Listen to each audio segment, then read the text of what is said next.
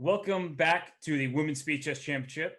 I am here with the one and only Anna Cromling. Anna, so good to have you today. So happy to be here, Robert. Really excited to be here. I can hear in your tone, you really do sound enthusiastic. It is a very fun event. And let's just remind everybody of the format, how we got here. There were many different qualifiers, 6 of them, in fact. Anna, did you take part in any of those? I didn't, but I do think that my mom did. Oh, well, Um, unfortunately, she didn't qualify. That's how strong these were. And I feel bad Super saying that strong out loud. tournament. Yeah. I root for your mom when she plays. So now I feel a little bad that we're talking about it and she's not playing in this tournament. Don't worry. She's fine. She's fine. She got over it. Well, there were Swiss tournaments followed by 8-player knockouts. The top 2 in each knockout bracket made it through to the Women's Speeches Championship. And the format for now where we are at this point is the Grand Prix.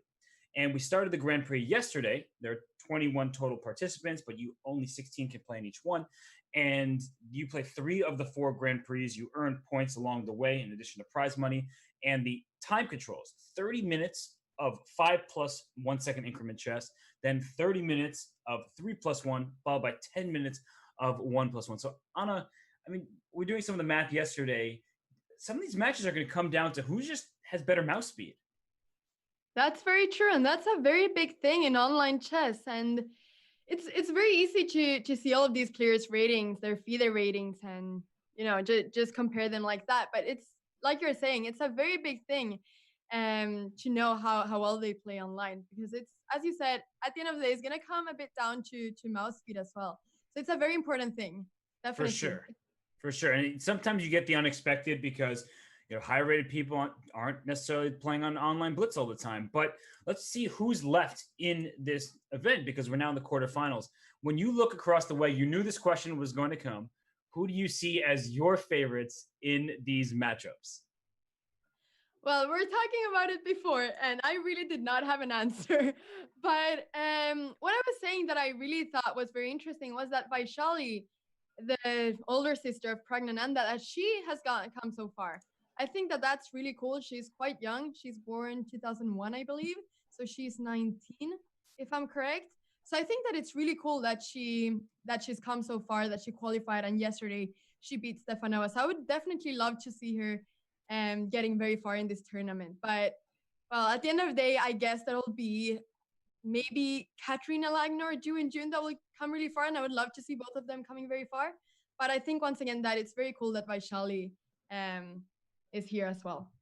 Yeah, and Alexander Kostenyuk actually didn't even give up a draw yesterday. So I have the same mindset as you. Like Wenjun, Lagno, those 2 have been my favorites from the start. But Valentina Gunina as well, she's somebody who can beat anybody, including herself. And I think that she's going to put up a very tough match against Wenjun. And down in the bottom left, as you mentioned, Vaishali and Mungzul. It's kind of a toss-up matchup to me. That's the one I'm having the hardest time predicting. And even though Anna Ushenina, she played a great match against Zhang Sai yesterday, I do think that Lucknow is the favorite. So if I had to pick 4 players, it would be Lucknow, Wenjun, Kostenyuk, and I'm going to go with Mungzul just to argue with you. Okay. You want to argue with me, of course. Well, let's look at the Grand Prix points and prizes at stake here. First place is a cool $3,000, as well as the lion's share of the points, 12 points, and then second, 8 points and $2,000, all the way down there. So you get minimum $500 and 2 points if you lose today. So I think the players really, really, really want to win. They need to make it through these 3 different Grand Prix legs. Grand legs. Oh gosh, look what happened. I tried to start an argument with you and then I can't speak English anymore. This is why we should never argue. We should never argue, Robert. Oh, well, we will have the matches beginning relatively soon. I'm being told that one of the players is having a connectivity issue. And so the games will begin very shortly. We will start with 2 matchups. We'll start with Katerina Lucknow versus Anna Ushenina, and then we will have Alexander Kostenyuk against Letao Wenfam at the same time. So, Anna, I've sort of come to expect the unexpected. I make predictions because I know that's what people want to hear, is like, who do you think is going to win? But I never know. So that's why is it my turn to make predictions or what? Well, that's why I try to make you make the predictions, because I'm wrong. And so that way, if you also make predictions, one of us has to be right. So if I argue with you, it's just to ensure that we are correct as a commentating unit. I think that's very good logic there, actually. I mean, if there are two players and we each say one, then the other one of the two's gotta be the one, right? So, well, let's see. I think I just wanted to say Alexandra Kostenyuk yesterday, I saw that she won 11-0. That's Yeah. absolutely insane. And, Wow. and I think it was just an off day for her opponent. I mean, she played amazingly well. I want to give her the full credit she deserves. Yeah. But when you don't even give half a point, I'm not sure that's strictly because you played so well, but you get in your opponent's head. You start getting a couple victories. Your opponent feels like psychologically already resigned. That happens sometimes. And while we have the game underway between Kostenyuk and her opponent Lei, we see that we're in a it's called an old Indian. It has a King's Indian vibe, but the bishop on E7 rather than G7. So Anna, it feels kind of passive for black this far.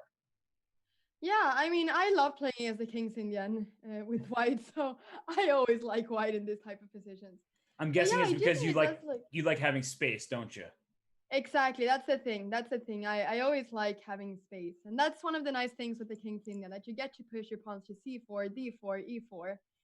So yeah, but I guess that now the knight is gonna try to get to F8. That's why Rook E8 is played. Yeah, and you can she has kind of the black has flexibility. That's the good thing, right? You can take on D4 at some point soon. Maybe bring your knight up to C5. The C5 square will be one that's good for the knight. You can put knight back on F8 or the bishop on F8. So you have many options, which sometimes is a bad thing when you don't have, in a bullet game. Having too many options can be a bad thing. But with 5 minutes on the clock and the way that Lei has played throughout these qualifiers and now into the Grand Prix, I think she's has this one under control. So I guess the question I have for you, Anna, is like, how do you determine when to break? Like, I think e takes d4 followed knight c5 to me feels very logical, but I also know that it helps white's knight get to d4 and it makes white's pieces more advanced as well. So I don't know. How do you come up with these decisions? Yeah, I mean, if we're talking about when black should take on d4, of course, that's as you said. Do you think that black is ever going to play g6 and bishop g7 just to make sure that there isn't any knight f5 at any point or something like that? Or is Question that, or does the question asked and answered. She played g6. All right. Well, this looks very natural. Rook c1 trying to get the c file there open at some point. And now I kind But of yeah. wonder if bishop h6 will be played because she went bishop g7, but bishop h6, you attack the rook on c1. Not the end of the world. You just move your rook up to c2. But white's pieces wouldn't exactly be harmonious. You tend not to want your rook on c2 in a position like this. So she goes for the more kind of calm approach, but it seems like she's playing in the Anna Cromling style. Actually, I didn't really think about bishop h6, but that's definitely a very good point. Especially when the rook just went to c1, she attacked the rook immediately and just say, where are you gonna go with your rook? But, okay, now she did the Robert idea of taking on d4. Well, she's going to pile up some pressure on the queen side, especially with this pawn on b3, a potential target, which is one of the reasons I like the bishop on h6, is if the rook were on c2, you would never have bishop back to c2. So it's still not the end of the world for black, and you can play queen to b6 eventually, try to go after that pawn on b3. And I'm also looking down this diagonal. At some point, this knight on f6 may want to move out the way, but for now, I'd probably start bishop c8. She plays it. She's playing quite quickly, which is good. She's only down a little bit on the clock. And by the way, I do see that the game between Lagno and Gunina has started as well. So if we ever want to flip on over there, don't hesitate. Let's do that. Let's go there now. Gunina is very low on time. She is, and it's a very familiar position, right? This is out of the car. Oh, you know why? She was the player with the connectivity issue, and she connected late. She spent 2 minutes on her first move. Oh no. That's tough. That's very tough to start the game that way, knowing that you're 2 minutes down, and especially when it's 5+1, because I mean, plus 1 second is not a lot of time. Even though it might seem like you get increment, it almost feels like you don't have an increment at all when you have just 1 second for each move. So here the mouse skills are definitely going to be very, very visible in these games. Absolutely. And I'm told by staff members working very hard behind the scenes, she lost 2 minutes because she was 2 minutes late. She knew the start time. It happens. It happens over the board tournaments, of course, as well. So C5 played. I actually like her position. I don't like her clock situation, but I think she's totally fine with black because in these Caro-Kann setups, you need to go forward with an attack if you're thinking about this from white's perspective. But I don't really see how you're going to attack, especially with the pressure all here in the center. Like white center is on the verge of collapsing. No, I totally agree with you. I think that the C5 move was really good, targeting the E5 knight as well and the E5 point. So bishop E3, trying to get control of that. And I would leave the But tension for now and probably play knight to d5. And yeah, she plays yeah, it. I mean, just going and she after this. plays it. Do Yeah. you? Do you think that the which king do you think will be most vulnerable, Robert? I ultimately think that Black's king gets in more danger in these lines, but because the c file is about to open and you can play rook to c8, things like that, and I don't see how white progresses, I do think that ultimately Black is the one who's going to be better. Maybe not with an attack per se, but just an easy game. And the king safety is really important in blitz chess, but especially with a move like bishop f2, you're kind of moving your pieces away from the Black king, and Ushanina takes on d4, and she can play a move like, say, bishop c5 if she wants. She can take on e5.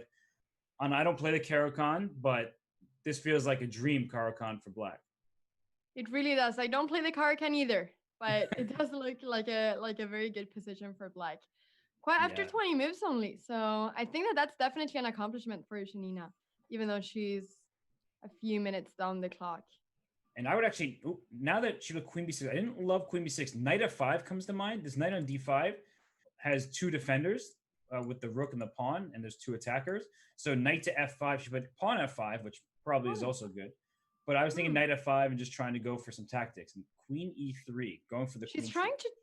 She's trying to exchange pieces here. I thought that she would not, as well as we said before, maybe the white king could be a bit more vulnerable. So I thought that maybe she wouldn't do that. But what do you think about this, about exchanging pieces here? When you're down a lot on the clock, you want to simplify often. And if she thinks that the queenless position is just allows her to equalize or neutralize any sort of attack that white may get, it makes sense. And actually, the queen trade is forced because the bishop on e5 is under attack, along with the queen trade. So I think this was a good practical decision by, well, I was going to say by Anna, but then I realized it could sound like I was talking to you, but by Ushanina here. Yeah, no, definitely. That's a very good point that you're making there, how practical decisions are very important, especially when the time control is so low. So yeah, definitely. That's something to always think about. What's the easiest to play in these type of positions? Yeah, and actually, if we swing on over to the other game again between Kosteniuk and Lei here, the last move I saw was queen e3, and I was like, oh, are we going to see another queen trade on e3? But Lei brings her back queen back to f6 because she wants to bring her knight into a square like f4, d4, and by trading on e3, you're giving white double pawns, but actually a pawn on e3 stops that knight's progress. So instead, we saw queen f6, rook f1, and bishop c6. So Anna, this is going to be a game of the central squares for the knights, but white is mysteriously up a pawn. Like there's no a pawn here. I just noticed that. I thought that there were many pawns on the queen side here for white. It didn't look like this last time we checked. But I guess that black has the piece activity, so there is compensation for black for the pawn. And I really like how. how. No, just like. Sorry, go ahead. No, just like you said, g3. If takes on e3, then that would be quite good for white, I guess, eliminating that knight. So she has to go back. Do you think that white or that black has enough compensation now for the pawn? And not quite enough, but I think that there are a lot of tactical possibilities. Well, now with the queen and the rook being on the same line, that worries me because knight f6 check was also a threat. But I was going to say, you take on d5 at some point. This knight on d4 cannot be easily dislodged. So that's the good news for black. The bad news is you're simply down a pawn, and after a move like g4 perhaps, or b4 to try to undermine this knight here, I'm not sure just how strong your foundation really is. The king is a bit unsafe as well, yeah? The black king could be a little bit unsafe maybe at some point. Ooh, does bishop takes h5 work? It's a move I really want to play, but it's probably because they're not my pieces and I can sacrifice them.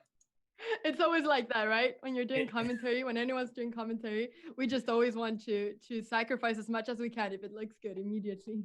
And part of the reason why is after bishop h5, gh5, I want to just play rook h6 and try to checkmate you immediately. But as you see, the engine bar goes down to zeros. It's because the white king is also not very safe. So I'm doing something that I want. I'm showing you what I want to accomplish. But the problem is that with the white king being so out in the open, you're not going to be able to just accomplish it just because I want to. So bishop h5 is probably premature. It doesn't work out apparently. So maybe rook f6 to start. That way I threaten bishop takes h5. It's a weird threat, but it seems pretty direct. Yeah, I mean, how to stop rook f6? Like, it's being played. Difficult to know how to stop this because the threat is to take on h5, and if takes, there's rook h6 mate. Right, you just want to hop that rook on over through the pawn. So, what do you do here as black? I mean, it's starting to look very scary. And if you move your king to g7 or g8, the pawn is still hanging because your pawn will be pinned to wherever your king goes. So it feels like white's kind of stealing that pawn regardless. Queen e8, maybe threatening rook e2 check. Oh. Ooh. Oh. Wait a second. Oh, she's gonna go rook e5. Oh, that. She didn't play it. Okay, but still life because black's king looks open. White's king also looks open. This is about to be a blitz game. I mean, excuse me, a bullet game. It already started as a blitz game, but it's getting into full bullet mode now. Oh, king g7 played. It didn't. I mean, it says that black is now just winning queen e4. Oh my gosh. Is there going to be checkmate? Uh-oh. That looks like a checkmate threat on h1, and you can't put a piece in f3 because the knight will capture it. So, that looks like it's just a mating net. And Katerina Lagno won her game, her first game, against Anna Ushenina. And h6 check. Just put your king on the right square. King on h8. Not a single check for white. And the table's completely turned here. And I think that's what happens when you sort of go all in for an attack. Not that Alexandra, she didn't do anything particularly wrong, but I guess she wasn't as concerned about her king. She went all in for opponent's king, and then the tables turned very quickly. Wow, in just one move. Just one move. And you would need to go queen e5 or queen f6 to deliver checkmate on g7. You have neither of those squares available to you because the rook and the queen. So that one changed in a hurry. And Lei, she's a very strong player, clearly, and she does not go down without a huge fight. So she's putting up tenacious defense. And, hey, it's a first loss for Alexandra Kostenjuk in the entirety of the Women's Speeches Championship. That's true. I was going to say that she's probably feeling very confident today after the 11 wins yesterday, but it's not, maybe she's not going to feel as confident after losing the first game. What do you think about that psychologically? Yeah, you kind of question yourself. When you lose a game that you feel like you were better throughout the whole time, you're up a pawn, you shouldn't lose that game if you had all the time in the world. Then you start questioning your decision-making, your alertness. And so I do think that can happen. However, knowing Alexandra and how strong she is, I feel like she's pretty self-aware that she can bounce back, and she is the much higher rated blitz player on the site. So I do think that she'll still be confident. She should be. Yeah, that sounds good. I think so too. Although this position now that we have in front of us, she has the black side here. She has the bishop pair, but this is typical Lei. Every single game I've seen of hers from the white side, she plays this sort of like initial setup with pawns from b2 to d4 and then f2 to d4, like this triangle. She had to play e4 to be a little more active here, but she does this all the time. So she's in her wheelhouse. Yeah. I was going to say that I was a bit scared of the white knight getting to f5. It looked like a really good square, but the knight never got there. So they did something else. But now I guess that black is going to castle queenside, yeah? Because it seems very, very, very dangerous to castle kingside. So that's what black is planning for. What do you think about this position? Do you like it or do you not like it? I like it from a commentator's point of view in the sense that I think it's about to be very fun for us. It's going to be tactical, but from the player's perspective, I wouldn't really know exactly how to handle it from either side, because castling queenside, you're absolutely right. You have to. If you castle kingside, down goes your h5 pawn. You're just getting obliterated. So you're going to castle queenside, but I don't feel like the king is that safe there either. It feels like, queen a4 eventually happens, and you just push your pieces to the queenside, bishop c6 in the future. I don't believe that black's king will ever find true safety. Yeah, not to be dramatic. That is true. Maybe it feels a bit better to play this with white. I'm not sure. Maybe it feels a bit. I think it is. I think black should play bishop g5 at some point. Probably now is the time, because the knight is pinned on e3, and your bishop on f6 is on a closed diagonal. Right? This b2 c3 configuration is making your bishop look a little useless. So bishop to g5 feels like it makes sense just in that she plays it. Just to get the attack, the threat is strong in the execution, they often say. So bishop takes e3, that could scare white. And so she takes on d7. And I would just take with the king, probably, and move my king over to c7. Yeah. Yeah, it makes a lot of sense to just take with the king, definitely. And well, she does it. So let's keep an eye on this game. Right now, it looks like Kosteniuk's in good shape. I haven't even checked out the other games, so should we go over there to Lagno and Ushanina? Let's do that. Yeah, because she won the first game, Lagno. Yes, but she probably doesn't like the fact that there's a knight on d6 in this game. No. Like, look at this chain from h2 all the way to c7. There are pieces here, and that pawn chain for white is just so powerful. And Anna, do you think we'll see some kind of g5 or f6 maneuver from black trying to break the pawn chain? I think so. I know that when I play these type of positions as black and white has this whole pawn chain, I do absolutely everything to get rid of it. So yeah, it's really, you just get in sort of a panic mode, I feel like, when you're playing against this pawn chain and you have a knight on d6 that's this strong. So maybe there will be something like that. You also sometimes think about sacrificing the exchange with rook takes d6, but she didn't want to go for that. And now with the knight e4, you're certainly not taking on d6 anytime soon. But this e3 square. So she puts rook to d4 because of the threat of maybe knight to e3 with a fork on the rooks. So we see rook d4. There's an open a file here for black that could be very useful. Yeah, she started with rook a2, which makes sense. And now the question is, how do you proceed? Because b4 would be the type of move you want, but then your c4 pawn falls. So not b4 just yet. She plays rook to a8, so she's putting all her attention over there. And probably smart, honestly. Why not? I'm just trying to figure out how black, like, what's black's idea? How are you actually going to increase the pressure in white's position? Yeah, no, that's a very good question. I was wondering that's actually a very good question, because I was just thinking, if white is going for the king side here, then it makes sense that black is trying to take advantage of the fact that the a file is open and do something on the queen side. But b4 would definitely be a move that black would want to play. But as you said before, the c4 pawn is hanging. It's not easy to defend the c4 pawn either. But right. She's trying to exchange rooks here. And that's probably pretty smart, because without many of the pieces on the board, there won't be any true weaknesses in black's position. Right now, it looks a bit scary with knight g5 coming, the f7 pawn, things like that. But if you can start trading off pieces, you won't worry about your king so much. And I don't know, I think that if she plays rook to d2, I was about to say, I think trading off the queens can be beneficial for white, but you're always going to be tied down to this pawn on b2. You said it from the very beginning. The open a file should give black compensation here, despite the fact that white has these knights that look quite annoying. Yeah, that's definitely something very important to think about in endgames, that you have this b2 pawn stuck there because of the c4 pawn and the b5 protecting the c4 pawn. So the b2 pawn cannot really move. So that's something to always think about in these type of endgames, of course, just like you said.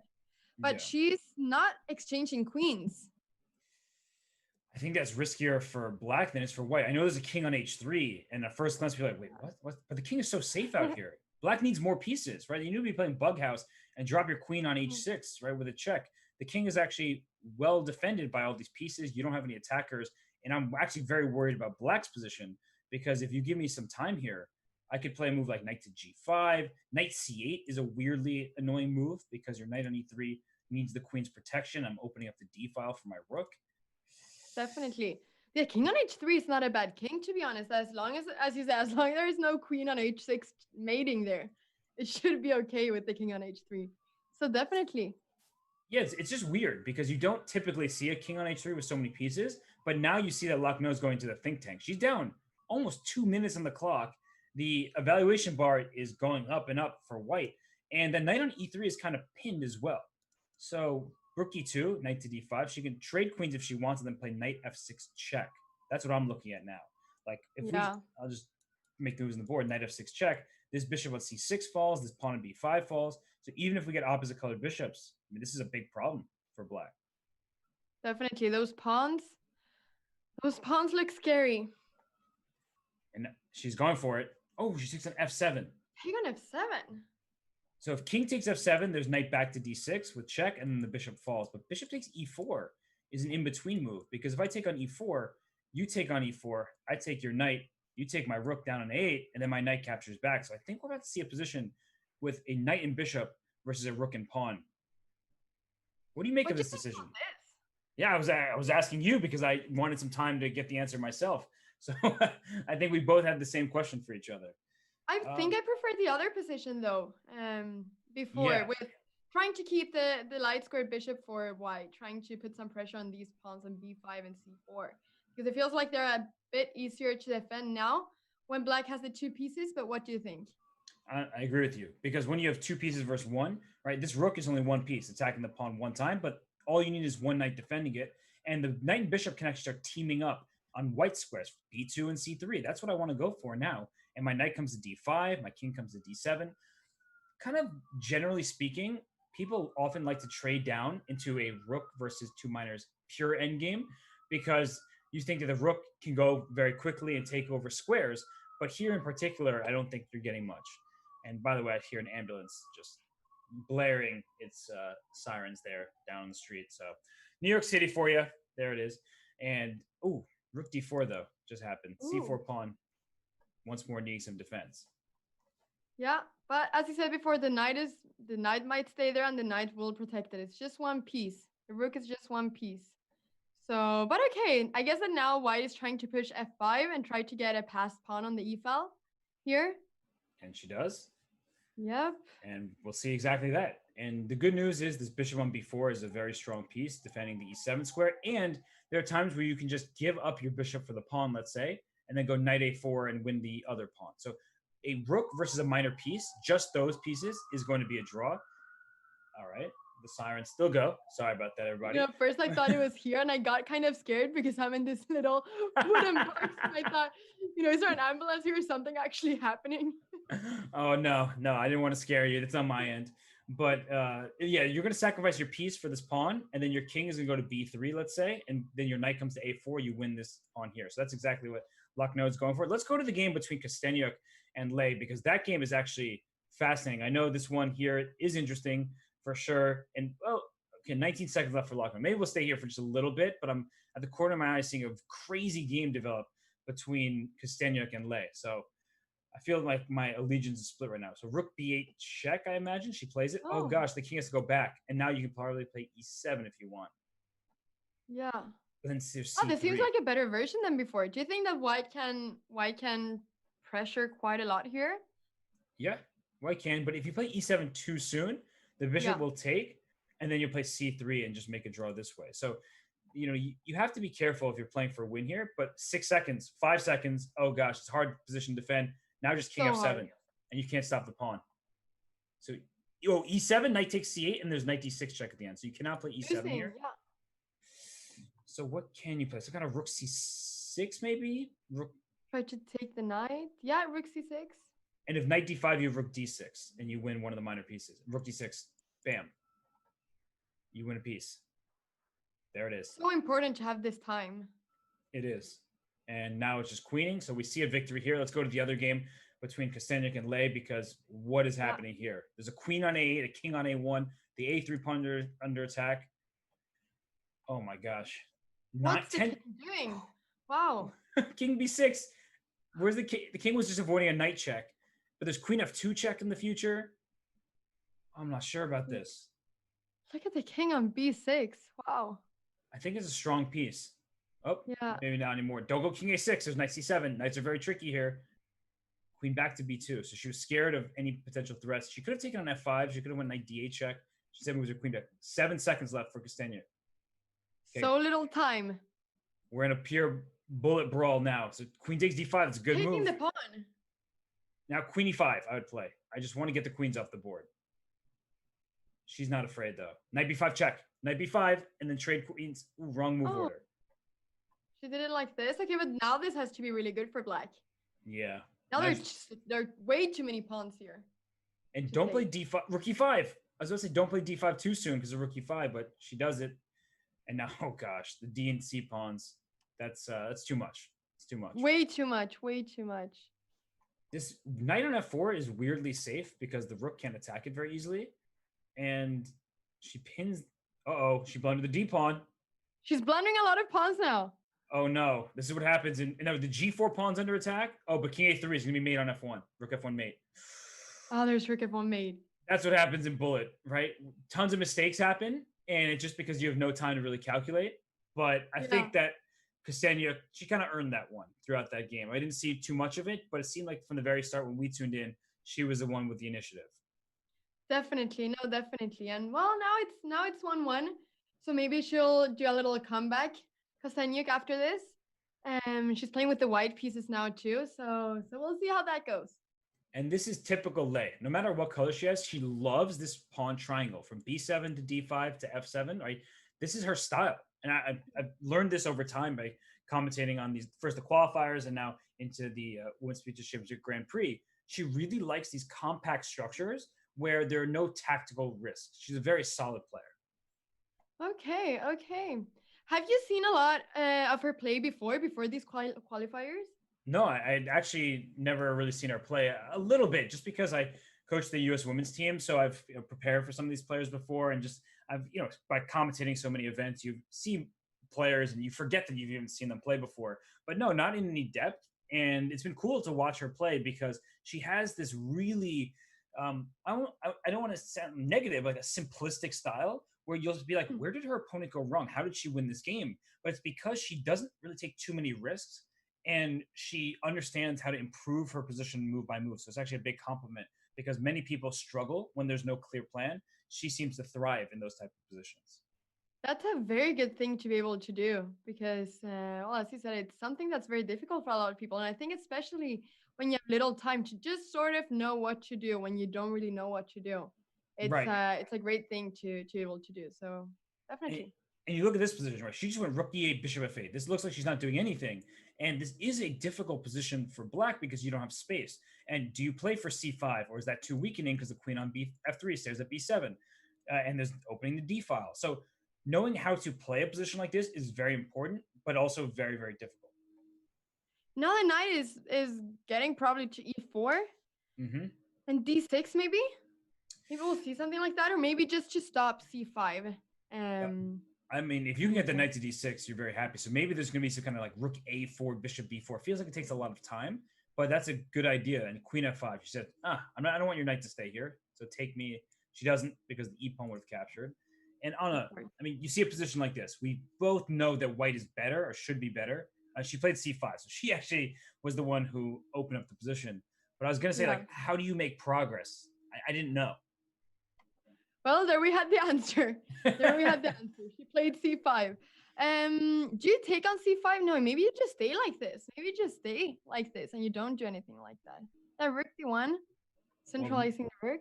Now I'm sort of worried about tactics on the back rank. So on white's back rank, because like knight takes e5, queen takes e4 doesn't work just yet. Oh, it does. Rook takes d1, of course. I was thinking queen takes e4 first, Oh, wow.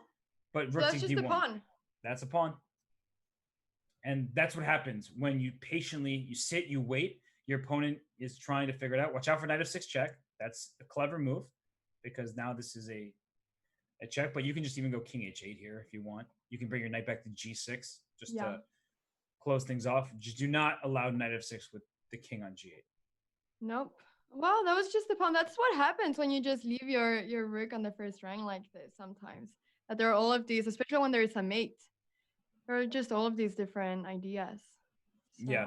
And I'll just show that just for everybody who's watching. D takes e5, rook takes d1, rook d1, and queen takes e4.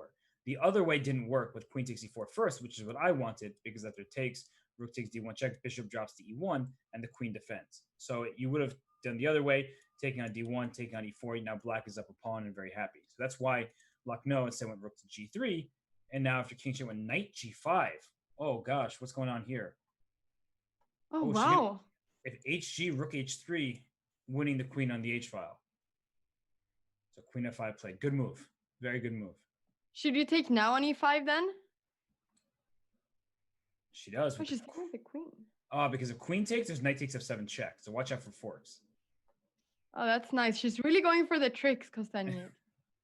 She probably felt like she had to at this point. And now after rook takes g5, we trade queens. I can always take on d4 at any moment. I think black is totally fine here, if not slightly better. So this one is going Lei's way. Even though there were some shaky moments in there, it felt like she gave herself a disadvantage because of the space.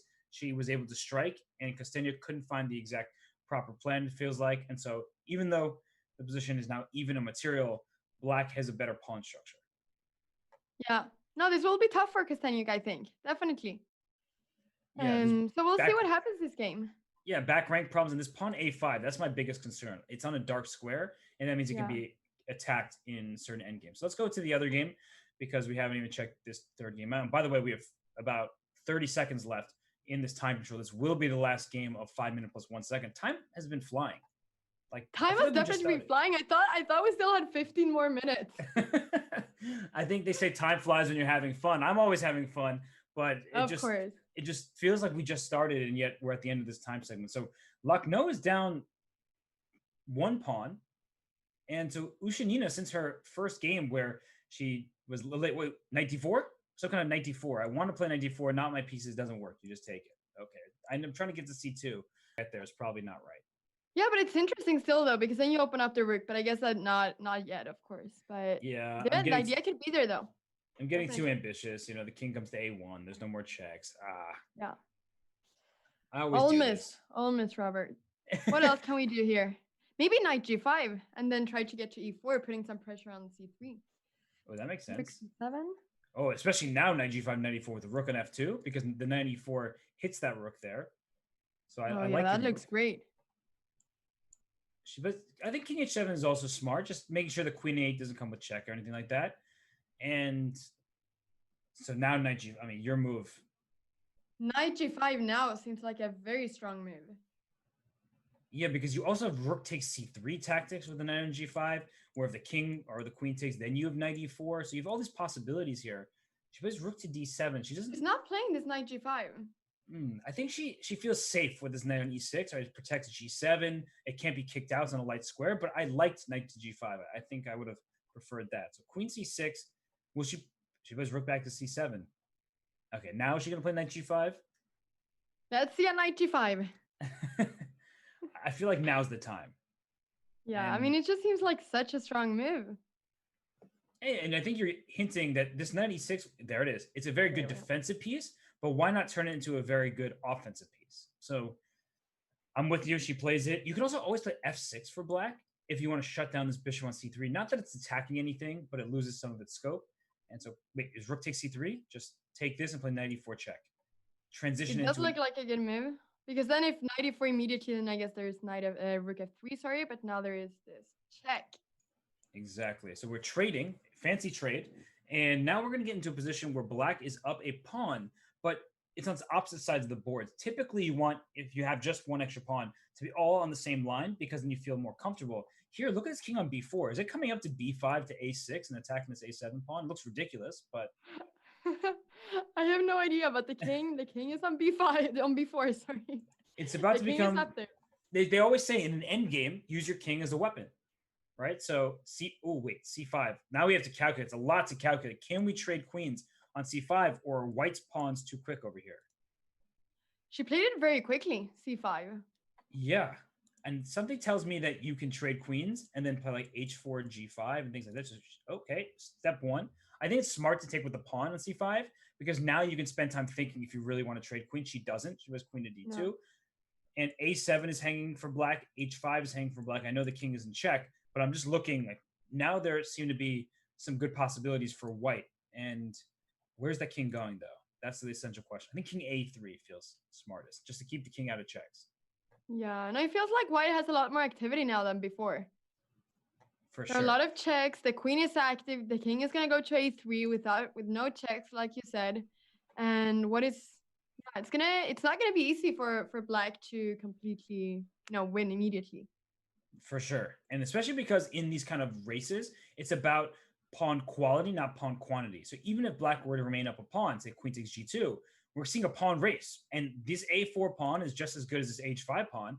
And queen takes f7 restores material equality. So wait, this is a true race. Now the h pawn is a little faster, but the king is in check. Okay, so you can't trade queens. This h pawn queens first. So she brings the queen back, queen g5. Okay, a lot of checks happening. King h... g6 maybe?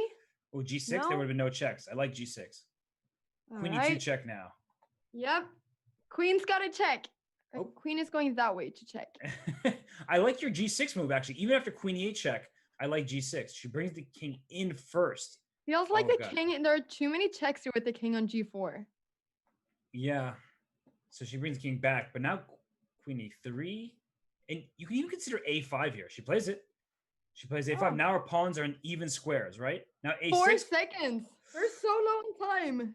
A6, there's Queen A5, so she plays B4, H3, Queen G3. This is starting to look scary again for white. Like, I don't know who's going to be better here. Both sides are the same exact position, but black is a step ahead. Now A6. Okay, wait. I think you could take and then queen. That's what's going to happen. A7. Yep. Play F2, F1. So Queen H8, there'll probably be a lot of checks here. But now black's pawn is faster. But yeah, if they exchange queens, then the black pawn is promoting. So that's why she goes king to a queen F5 check. Okay, the queen G2. But how will the king find shelter? Okay, that's not the square you want shelter on because now you stopped your own pawn. Yeah, is this just a draw? Is this just going to be repetition? I think it should be a draw. And by the way, there was a draw in the game between Kostyuk and Lei, so they are going into the 3-minute portion tied.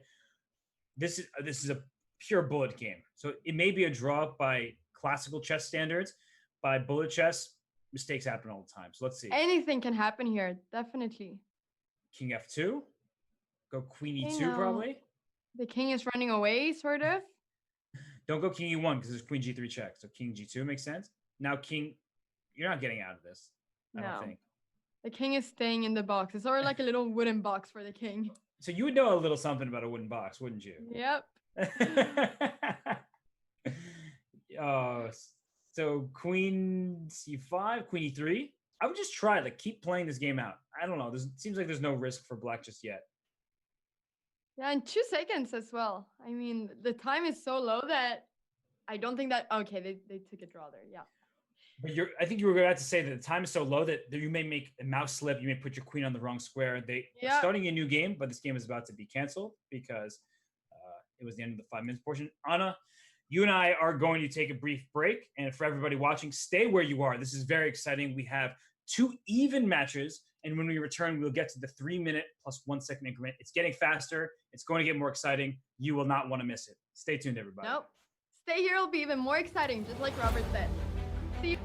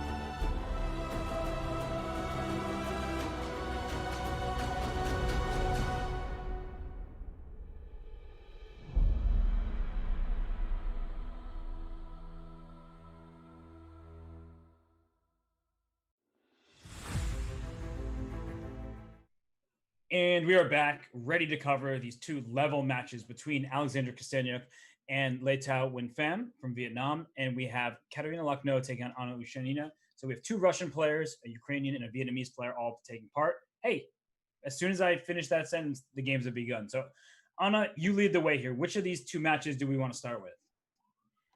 We've started with Kostenyuk, both of them, I think. Let's start with Katerina Lagno this time. Okay. Whoops. I heard you say Kosteniuk, so I immediately switched over, and then I was like, oh, wait, I made a mistake. We're back here. So we have Lagno against Ushanina here. Also, their blitz ratings are extremely high. Like I see Ushanina's 2770 and Lagno is 2723. So these two are crushing it on chess.com. Definitely. No, very, very high. I'm surprised to see. I didn't know that Ushanina, because I know that, like, she's number one in the world in blitz, but I didn't know that Ushanina also had such high blitz rating here.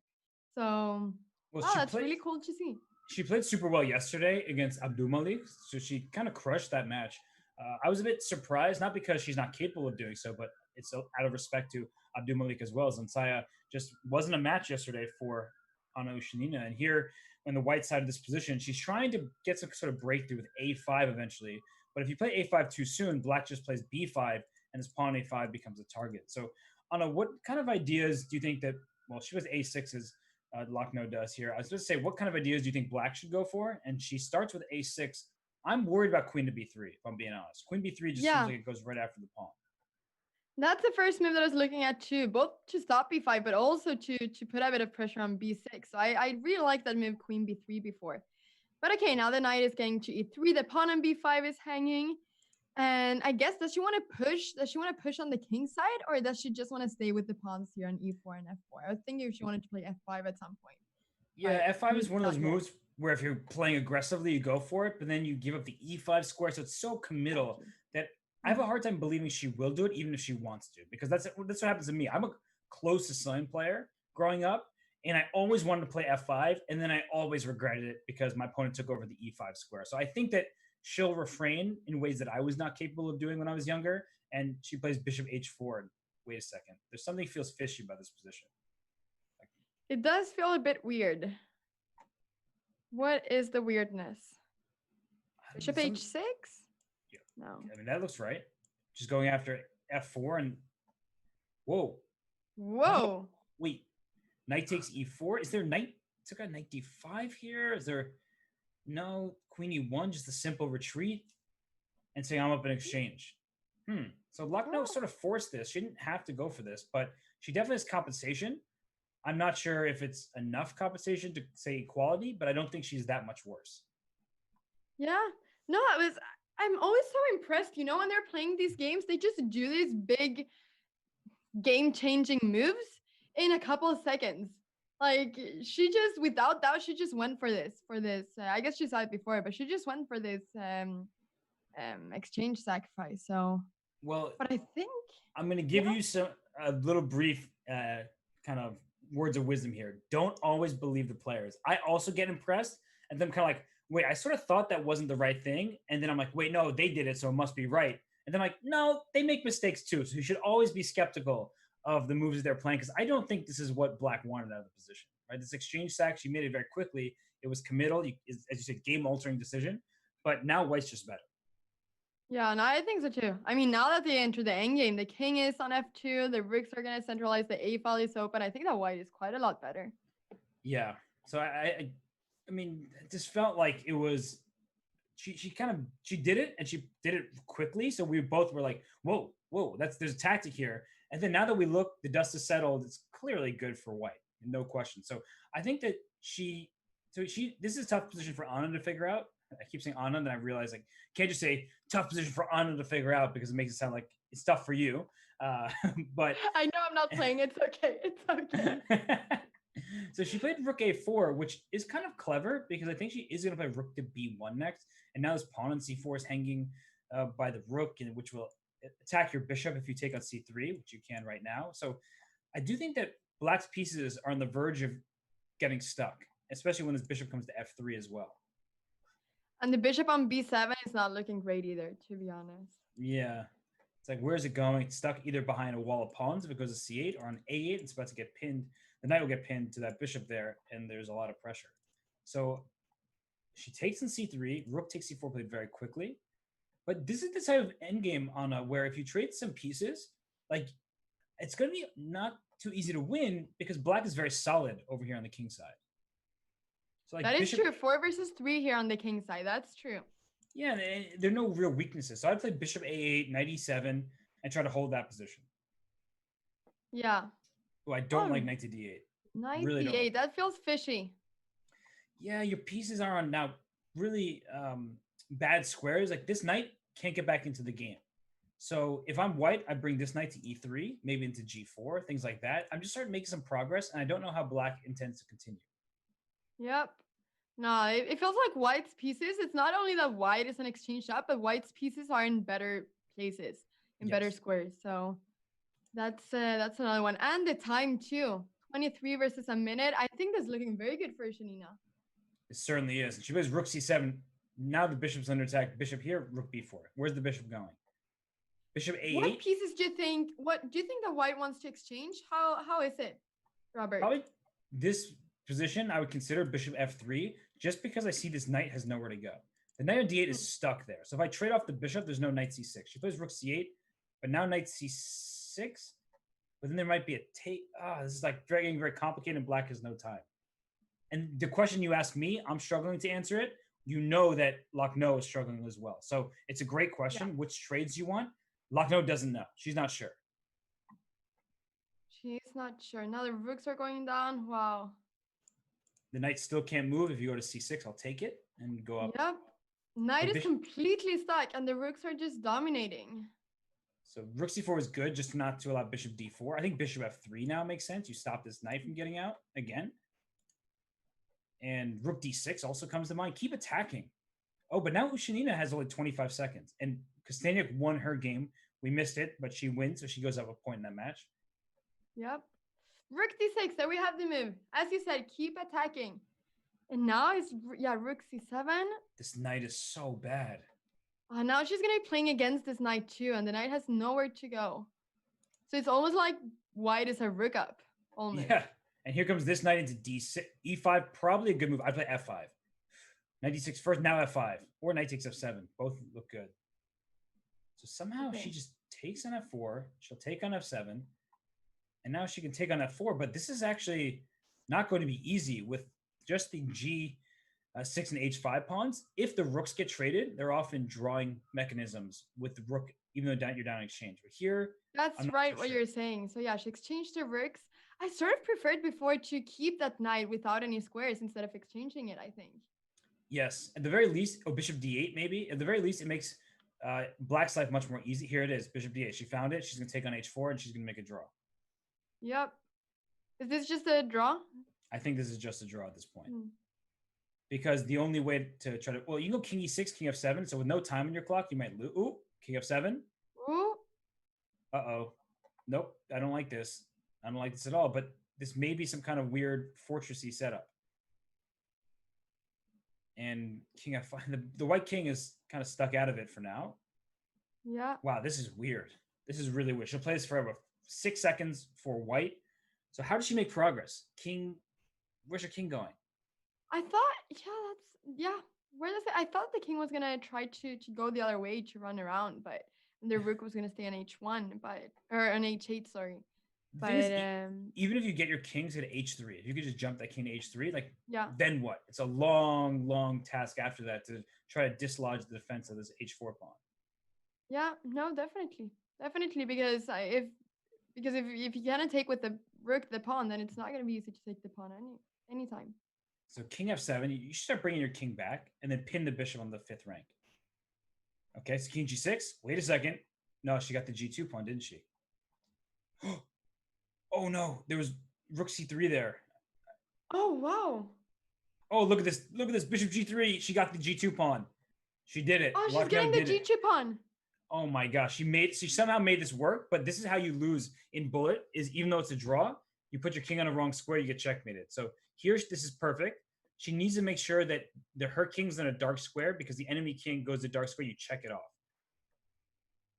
Yeah. So, oh she didn't get checkmated. She has not gotten checkmated. I'm still worried because 3.9 seconds left. But this is the Yeah. exact right strategy. And this is one of those things that you've studied for some time. I guess that these players have studied these sort of endgames quite a bit. Wait, why did the evaluation just jumped so high? I was very confused. Yeah. I'm like, it goes up, and I'm like, wait, where's the win? It must have been a win there. Yeah. Oh No, my it's gosh. it goes so quickly as well. But I guess that the evaluation doesn't have time to think about it either. So yeah, now the king is running away. It should be more manageable, but time pressure still exists. King g3, king f3. Watch out. You should put your king on e1. That way, you again, the king can't come to e3. It's a dark square. Your bishop cuts the king off. 1.5 seconds. She's barely getting these moves off. Is Lagno. Check again. Oh gosh. Okay. Check. Wait. Rook a2. Rook a2. There's rook a2. Oh my gosh, she got it. I mean, that's what you have to. Oh, look at that move!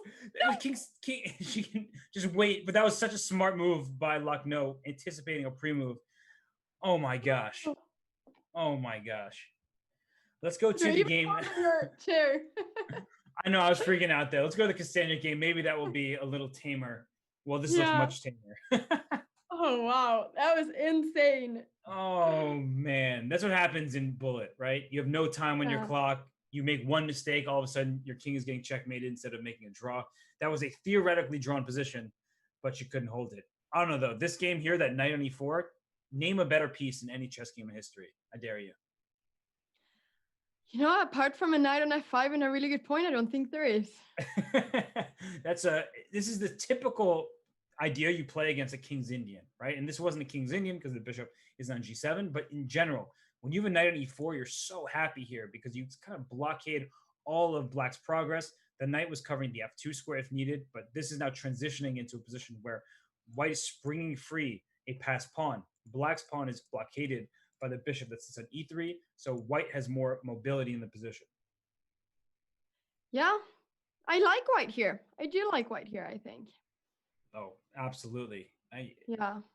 It looks really good. Look at these. Look at this a6 pawn. Look at this d5 pawn as well. The bishop defending on f2. This is a great piece on e3. Black's pieces are sort of stuck in more passive positions. Can I just, like, knight e6 is tempting. She plays it. Oh, wow. That's bishop knight d6. On e6. That's almost as good as a piece as the knight on, that you were saying before, knight on e4. Almost. Not quite, though. It's up there. So rook c6 coming. You pointed out that a6 pawn. The rook on c6 protects d6 and attacks a6. So I play rook c6. Rook c6? Right, yeah. Yeah. Protect seems very easy to play. Yeah. Black has no space, right? This rook on a8 is being defensive. The rook on d7 blockades the pawn, but there's no space here. That said, White doesn't have all day, right? She can't just sit and do nothing, and she's going to play rook to b6, I think, and try to win this a pawn. But there's knight to d5 there. So actually, what is she doing? That is true. That is true. There's knight to d5 then. Maybe bishop c5 to protect the pawn. Can you do that? Or is what happens after king d5? I think she could get away with it, but she was probably concerned about that exact move, king to d5. So she plays king f2 and rook d6. Now, so she's down a pawn, but she has activity and her opponent's stuck being defensive against this pawn in particular on a6 is a permanent weakness. But how do you make progress here? So, I guess you're going to have to get your king up as White. Yeah, you're going to have to get your king up. But it's true. It's not so easy. It's not so easy. But White should be better, right? A lot better. Yes, White is definitely better because of this a6 pawn of permanent weakness. You spied that a mile away. You were saying, oh, that pawn a6 is going to be a problem. So g4 check, she plays it. King e6 is a good move. Yeah. And now what? There has to be a good check here. Oh, king d5? Oh, she didn't play it, but king d5. It always feels like there's a good check when there's a pin. Right. And rook a8 may be kind of forced. She doesn't want to play passively, but she had e4 before. Now it's not as strong as f4. She takes it. Wow. Going after g7. Wait, it's even material. White was up a pawn before? I thought now. Yeah, I think White was up at pawn before. Yeah, I didn't really know what you meant when you said that someone was a pawn down. I thought oh my gosh. You should have corrected me. I was like, wait a second, how is this so good for white? Isn't white down a pawn? Then I started counting at long last, and it's just even. Math isn't my strong suit. I'm sorry, everybody. Math, not a mathematician here. That's always, I've always said it. The first thing, oh, this looks so good. I've always said it. The first thing I always do is just to count pawns, just to make sure that I have the right evaluation in material wise. What's happening here? I think it's about to be it looks like it should be draw. She can keep checking the king and then put a rook back on h8 and then try to go rook a8. So she somehow held this game. This looked so good before. It did. It's probably, and now it looks good again. Whoop. So I think the king has time to get there. One mistake, and then, this h-pawn is running free. It's game over. Yeah, now it's clear. Wow. Wow. Let's go back to the other game because we have another rook endgame in Lagno and Gunina. And Lagno has a passed pawn, but so does Gunina. And wait a second. Another situation where both sides have passed pawns and opposite sides of the board. So rook takes f7 was a threat. So she brings rook c8 first. So is rook d6 to d8. So that's why she put a rook in front of the pawn. And I think we're just going to have both sides trying to promote rook e7 here. Yeah, it's so difficult when you see or to calculate this when you have so little time. When you have a pawn that's going to push, your opponent has a pawn that is pushing, and you're just really just hoping for the best. Yep. And here it's the situation is where if you get e2, then you threaten rook takes c7 check, distracting the rook away from behind the pawn. But the king is so very close. Nice move. Yeah, the king is so close. So we're going to see a trade on e1, king b7. And now these are one of those situations. Okay, a4 I think is a smart move because you always have king to b7 and then trying to promote. So by playing a4, you cause some confusion. Does black need to play a5? Or can black allow a5, a6? I would be worried to allow a5, a6, but she's calculating. Her king, I guess, is coming back in time. No, yeah, that's a very clever move to make, actually, like you said, and especially because the king is so far away. So now she's bringing back the king. Mm-hmm. But she will be in time, yeah? Yes, because the point is that for black is you need to have your king on c7 when white's king takes an a7. So I think we're actually going to see exactly this. So play king to b4, c4. So king c4, king b7, rook takes c7, king c7, and then play king c5. And that's exactly what's going to happen. Very nice. Very nice. And this is very instructive for people who are watching who maybe know. You're like, wait, isn't white just winning this pawn and it's a passed pawn? But once I get my king to c7, your king has no escape squares. So that is a draw by stalemate. That's the problem with having a rook pawn. If it were any pawn in the center of the board, it would have been winning for white, but it's a rook pawn. So that's why it was a draw. Cuts off the king squares on the side. The king wishes there was one more file beside the h file, but there isn't. So it's just a stalemate. Exactly. So let's go to the chess queen as she is up 2 games now against Lei. And whoa, so you said knight on f5 before. Nothing beats a knight on e4 except knight on f5. How do you like that knight on f5? I'm loving the knight on f5. I'm loving it. I heard Kasparov say it once, and then after that, I've just thought about it every single game. So in other words, if Kasparov says something, it's the gold standard, right? We just if Kasparov tells you to play an opening, I'm guessing should play that opening. Although I personally believe that openings are very individualistic, but in a more serious note, the knight on f5 is very strong because it's attacking and it limits the scope of black's pieces. But look what Kosteniuk just did. She rerouted her knight into f4. Yeah, not a bad piece either, especially when there is no pawn that can remove that knight, that can kick it away.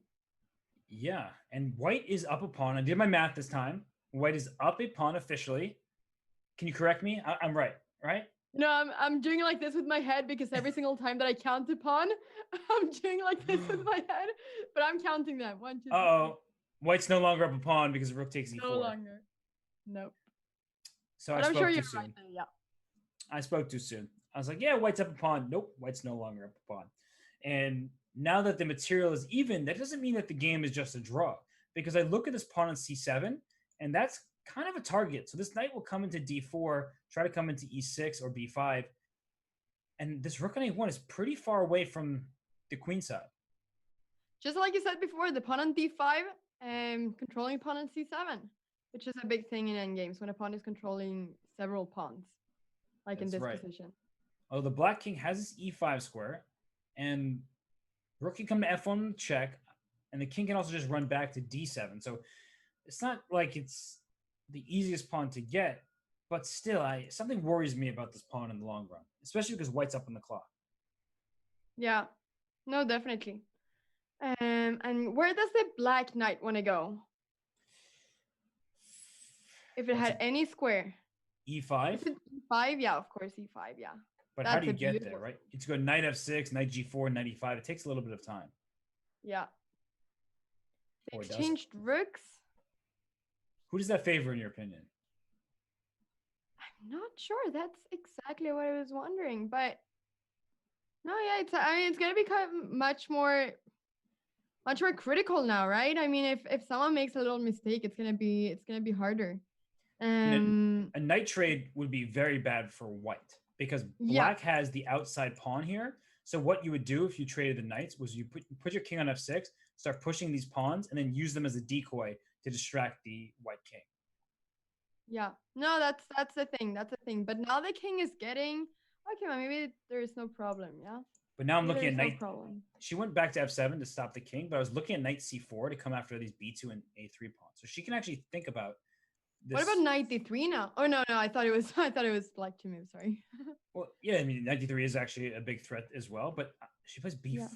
So a4 comes to mind quickly. It's like, can I go a4 knight c4 and go after a3? Yeah, if that pawn falls and you have a pawn on a4, that's probably going to be game over. I think a4. And the point is that this pawn a4 is really hard to attack. Like sometimes you put your pawn a4 and it's immediately, you lose that pawn and you regret it. But once I get she takes. No, I think that she doesn't want to take any risks. And she's up 2 games in the match, so it makes sense to not. She took with that pawn, okay. She wants the outside pass pawn. Yeah. Wait, knight d3, your move. Knight d3. There we have knight d3. Knight d3, there's a pawn. Yeah, that was a big mistake by Lei there. She forgot that knight d3 was available. Yeah. And no, it's tricky. It's very tricky in knight endgame. Super tricky. There are all these different checks, and it's difficult to see all of the checks all the time after each move. You're right. And people blunder in knight endgames all the time. Here, knight c5 hits both pawns, so knight c5 just looks great. And it looks like Kosteniuk is going to take this game, and with it, she will increase her lead from 2 to 3. So let's go to the Lagno game. I'll keep an eye out on this one, but I think this one is now going to turn in Kosteniuk's favor. Lagno, she's down a point in the match, and look at Ushanina go. She's up a piece here for just a pawn. Ushanina's on a roll right now. She's just doing great. She's just up a piece, isn't she? A pawn, but should just be winning pretty much. Yes. And okay, her pawn structure is ruined from white's point of view, but the knights are just going to be powerful. So knight b4, knight to d5, okay, knight e7, similar concept. If you take the knight, now I have more control. This bishop on f6 takes away e5, takes away g5, takes away like the king's forward progress. It stops the knight from coming to e5 to attack f7. So Lagno keeps the knight. Excuse me, the bishop. Oh yeah, of course. Ushanina wants to exchange pieces here, wants to exchange the knight for that bishop. So, but do you think that it's because, as you said before, the pawns are not looking great for white? It sort of destroyed the pawn structure. Is that critical? Is that really bad? I think here it doesn't matter because knight e5 and knight d6. She plays knight d6, but she's getting the pawn f7. And once f7 falls, it feels like everything else is coming down with it. So, yeah, this is sometimes it matters, right? Because when you have these double pawns, as you see, bishop on h4, rook on a2, it's scooping off this f2 pawn. But here, because the black king is so weak, it ends up not being too critical. No, it looks like this is going to be very tough for this little poor black king here. Yeah. No. So, all right. Well, wow. Ushanina is really playing really well. She is. She's holding her own against Lagno, and I don't know what's going to happen in the bullet. And nobody really does. Even the players. It's just bullet is craziness. And we have 5.5 minutes, a little over 5 minutes and 40 seconds of this time patrol left. So once this game ends, we'll get one more game, and that may be the last game of the 3 minutes. So has it been 30 minutes again? It has almost been. It's been 25 since this segment started. It flies, right? It totally flies. It's insane. I feel like we just got here and said, "Oh, it's gonna be so exciting to see 3+1 games." But they're already over. It'll be even more exciting with the bullet games. I'm excited to see that too. Yeah, then we're gonna have to speak just the quickest you've ever spoken before. That's what's gonna happen. And this king is getting checkmate on g7. So she goes king to h8 force mate, rook h7 check, king to g8, knight f6 check, and then rook f7 is checkmate. Yep, we got the checkmate. Well, wow. Oh, knight e6, what a pretty mate. Even better. Even better, yeah. Dang. Hate to see that. So Ushanina now up 2 games. I'm impressed, and nothing short of impressed here by her play. No, definitely. And Katerina Lagno, she was one of the favorites. She is one of the favorites. So nothing but impressive that Ushanina is able to be beating her right now 4-2 in this time control. Anna, do you think this is a must-win game for Lucknow? She's down 2 games. She has all the bullet section remaining, but it doesn't feel good to be down by 2 points. So, is this a must-win, or do you think she can come back even if she makes a draw in this game? She can't lose, that's for sure. No, yeah, that's the question. I really don't know how good Ushanina is in bullet. Do you know how good she is? She's good. She's definitely good. Yeah. Oh, she's good. All right. Well, must win. She might be able to make a draw and then come back, but I think it's going to be very difficult for Lagno. And I think that she's now feeling a bit stressed by this point. Right. And there's something said for momentum. If you get a win, you start feeling more confident. So this game here for Lagno, if she can get a sort of a crushing victory, a checkmating attack, you go into the bullet feeling a little more relieved. It's only 1 point, and you feel like you can accomplish it. So, no, yeah, then her bullet, I'm sure that she'll play very confidently. That's, I heard the other day, Shirov said that, he felt like he couldn't play online as well. But then he won 11 games in a row, and then after that, he was just completely unbeatable. Yeah, he was just saying that to have people underestimate him, and then he won all his games, and he's like, I'm Shirov. That's all you need to say, right? Yep. And White's pieces in this one, all in the center, looking like a great setup here. Black still remains very solid. That's the Caro-Kann for you. It's like even when you give up all the space, there's still no clear weaknesses in your position. Do you think that Ushanina is now trying to go for a draw, or to just get an equal last game and then go for the bullet with 2 points up? Yeah, I think she's just trying to neutralize any opening advantage that Lagno would otherwise get. So she plays this Caro-Kann. She's been sticking to it. And she was queen b6 here. She's aiming at the d4 pawn. I'm worried for black about g4, g5. Something like that coming very soon feels like it's a concern. And c5, I was thinking, she plays d5. This is a move that is played, I believe, because of the match situation. Whereas I was looking at dc5, bishop c5, bishop takes h6, for example, because this knight on f6 doesn't have a defender. The computer hates it, which means it's a horrible move. So I'm going to pretend I didn't suggest it and just go back to the to the live game. It did look good, though. It did look good. Yeah, it looked good until you realize it wasn't good. So, yeah. Woo! But I always tell people, I actually don't mind making mistakes. One of the things I love about commentating is that it's instructive to see my mistakes. But I always say, I make plenty of mistakes. The worst thing you can do in chess is not asking questions. And I saw the idea, and I didn't exactly see why it failed at first. But then I went with it, like, oh, that actually doesn't work. There's like all these tactics with bishop d4. Okay, I see that now. Doesn't work. Let's take it back, move on. But it is good to pose those kind of ideas to try to see if they work, because you don't know when exactly they will work. But if you don't try them out in the first place, then they can't possibly ever work. So, no, yeah, that's definitely, it's really important to never be scared to try new things out. For sure. So yeah, definitely. And queen b4. Oh, what are we seeing here? This queen may try to trade off on e4 next. So that's important, because you can try g5 for white trying to break open the king, but queen e4 is check, offering a queen trade. And once the queens come off, the attack doesn't feel nearly as powerful. Yeah, because here we have the little race, right? Or yeah, there we go, queen e4. Yeah, just like you said. Yeah. And so g takes h6, just, well, so I play g6 there? Oh, wait, knight takes f2 is possible? So that's a big problem. It's like, you can take on h6, it looks like you're opening up black's king, but you lose his pawn f2, and that's not just a pawn there, that's a fork on your rooks. That's not a nice thing to lose now. I don't think Lagno would like to lose that. So no, rook f1, Protecting that.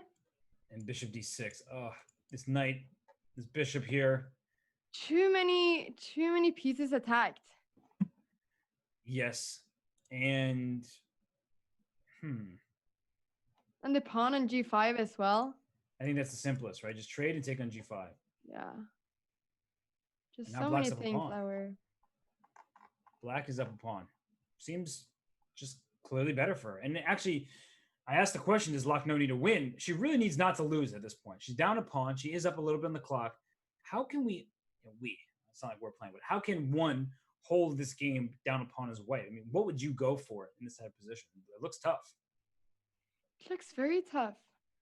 Looks very tough. She's exchanging here now. Maybe, I guess, king f8. Yeah. It just looks so difficult. But because there's this d pawn that could become strong at some point, maybe if the king is able to get up. But yeah, no, it's now she's gonna play knight f6, I guess, Shanina. So that d pawn is also gonna be under attack. I'm not really sure. Yeah, knight h7 going to f6. That was pretty smart. Now c4. Do you want to play c4 to get a passed pawn, or do you want to take? I wanted to play c4, but then I was worried about the king coming to d4. She said she takes and goes g5, which removes the defender of this d5 pawn. But even here, like, I can think about rook h1, for instance, trying to attack your knight and behind it the h8 square. I don't want to retreat my knight. I feel like if I retreat my knight and lose that pawn over there, I'm in big trouble. Yeah, no, that doesn't feel good. So she does right there because she's gonna try to take b5. But rook f5, for instance, or played. Yeah, and then the f2 pawn is hanging. Yeah, you're not 2 pawns. Now, still chances because it's only 1 pawn extra just on both sides of the board. So, for instance, if you play rook e2, how do you protect b5 for a6? Maybe there's king a5 at some moment. So there are chances to hold, especially because in rook and knight versus rook, that will be a theoretically drawn position. So she takes on b5. She gives up f2. I think she'll play a4. She does. Now knight c7. Okay, well, she might get a little bit of compensation here. Do you think that her best chance is to sacrifice the knight for 2 pawns and do what you said before in the right moment? Yeah, I don't know if she'll be able to, but it's what she's going for. That's for sure. Here comes g3. Oh, gosh. Knight c5, g2. Now, after g2, the throw is rook f1. Oh, gosh. Rook g1. Then here comes knight g5. Aye. But the knight's coming to f4. Or knight e1. That's true. No, don't go knight f4 because rook d4 check. Okay, king comes back. Now play knight e1. Okay, that's also good. She got the pawn. She's getting the pawn. Okay, that's what we were worried about. We were worried about that pawn.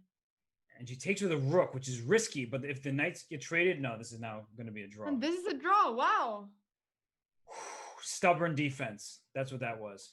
And now try to go rook g3, rook e3, I think. You want your king in front of the passed pawn. And rook g2, rook e2, same idea. It's very instructive, I think, rook trade offer, because I think people would say, wait, you're down pieces, don't trade. But here you have to get your king in front of the pawn. Otherwise, black would have slowly made progress. Yeah. No, and I think that this endgame, just to see this, is also very instructive for a lot of people. It's easy to forget about these endgames, king and pawn versus king. But it's good to always look at them. So.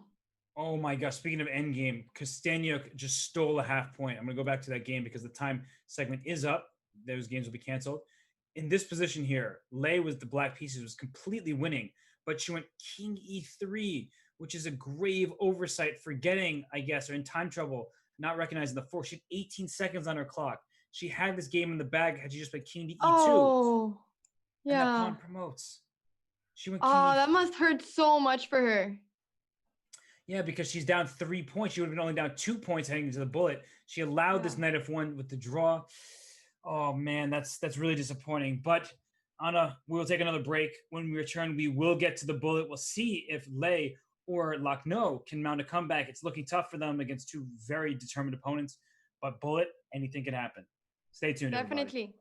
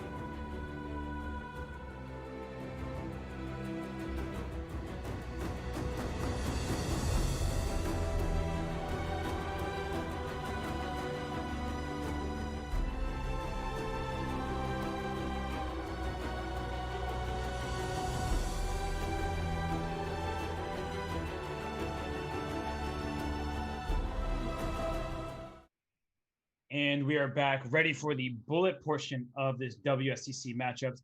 Anna, we have a 2-game lead for another Anna, Ushanina, and we have a 3-game lead for Alexander Kosteniuk. Do we think that there's any chance of a comeback for Lagno and Lei?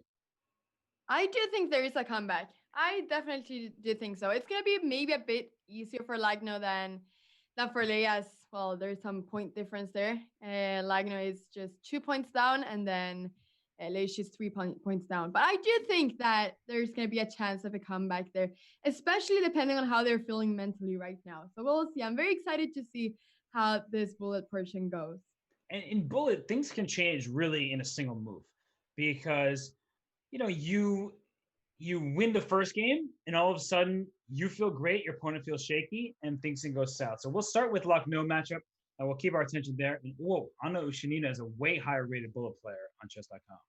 Oh wow! Oh wow! I didn't know that. Yeah, and what's happening here? So, okay, so far solid setup for Black, non-committal. Yeah. Will she play E5? That's the big question. Yeah, that's the break for Black, typically E5, right? Yeah, there we go. E5. I was gonna say, is this the part of the commentary where we need to speak super quickly? It is, Robert. And I was waiting for you to lead the way, but I can start speaking really quickly, and then you can be like, "Whoa, what's this guy doing?" All right, sounds fun. Let's do it. Let's start speaking very quickly, Robert. Let's do it. We're getting started. Okay, we're getting started. So right now, White's bishop on A3 looks very strong, but it's not attacking anything, just cutting off Black's pieces. So Anna, let me ask you, bishop H6, similar concept. Whose position would you rather have here? I like the knight on C4 a lot. I like the knight with B5, kicking away the knight. Then I will have to go back to B2, maybe to D3 to C5. That would be quite a good square for the knight, maybe. The C5 square, but there is a bishop on E3, which is stopping that. Knight on F4. What do you think, Robert? I'm trying to get queen E7, queen H4, knight G3 checkmate, but I see the bishop on A3 is stopping my queen's progress. That's annoying. So how do I get bishop on A3 is an annoying bishop. Definitely. Can you take it and play queen E7 and queen H4? Like, if you're brave, I'm brave. Then you can. Oh, I wanted to see that happen. I was hoping for it. That was actually that was a really cool idea, to be honest. Especially in bullet. I mean, wait, rook takes A1. Rook takes A1, rook takes A1, rook D2. You win a piece. Take on A1 first. And this is she went queen E5. Oh, she missed it. She's not seeing the tactics right now. No.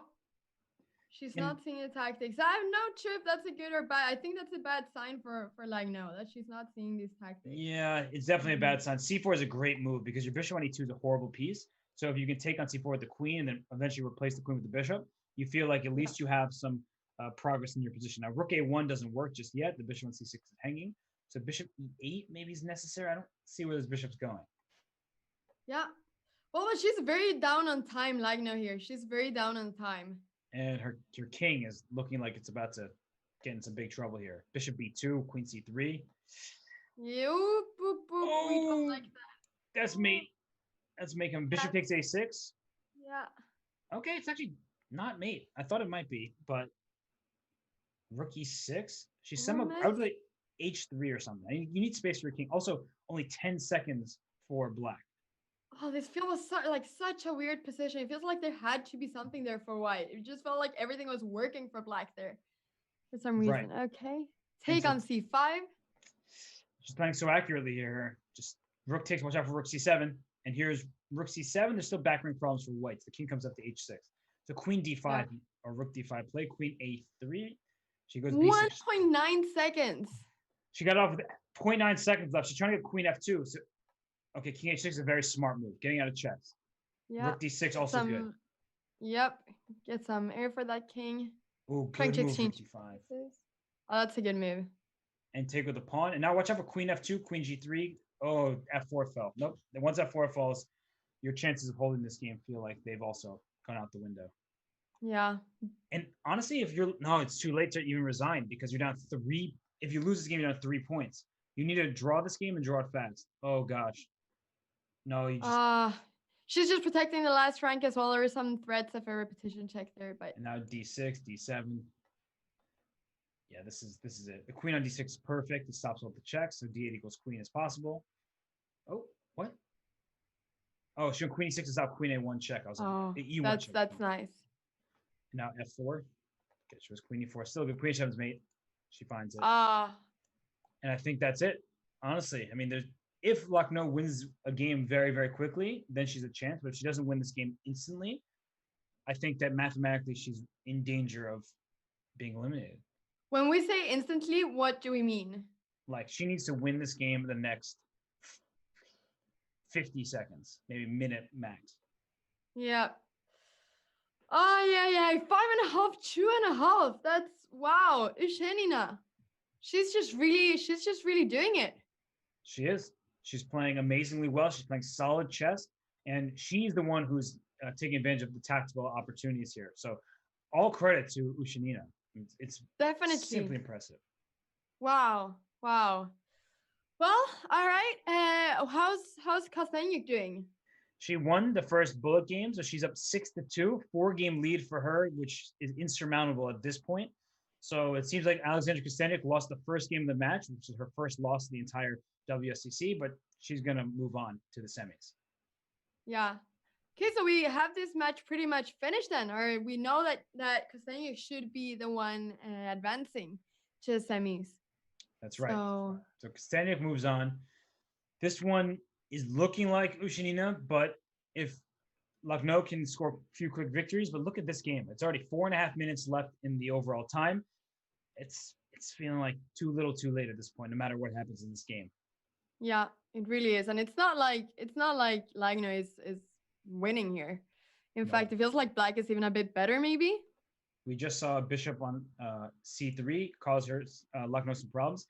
Here comes Ushanina trying to open up this bishop on f6. Queen takes e5. Go for the checkmate on b2. Oh, here it is. Yeah, black is better. I'm with you. Yeah, black is better. Pawn structure is better. The king is safe on g8, even though there's a missing pawn in the g file. Centralized queen, good bishop, weak pawn h4. Everything seems to be going Ushanina's way. And the pieces are just working. They're just doing it. They're just doing their job. And she just has really good pieces.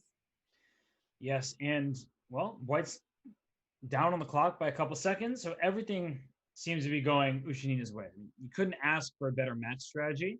And here rook e4 comes to mind. Either maybe next move to go after the h4 pawn. Yeah. f3 stopping that, but then rook c4 instead with the same idea. Mm-hmm. If b3, rook takes c3.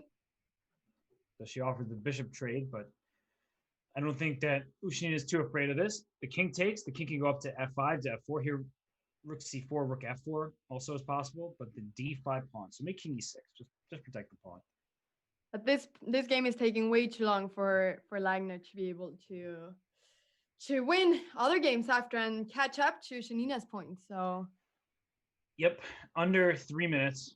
So it's just even a victory here. It wasn't a victory that happened quickly enough. So yeah, it feels like Ushanina, the deserved victor in this match. She really played some excellent chess, and she just hasn't fallen victim to the blunders that we've seen others make those mistakes. And that's all credit to her.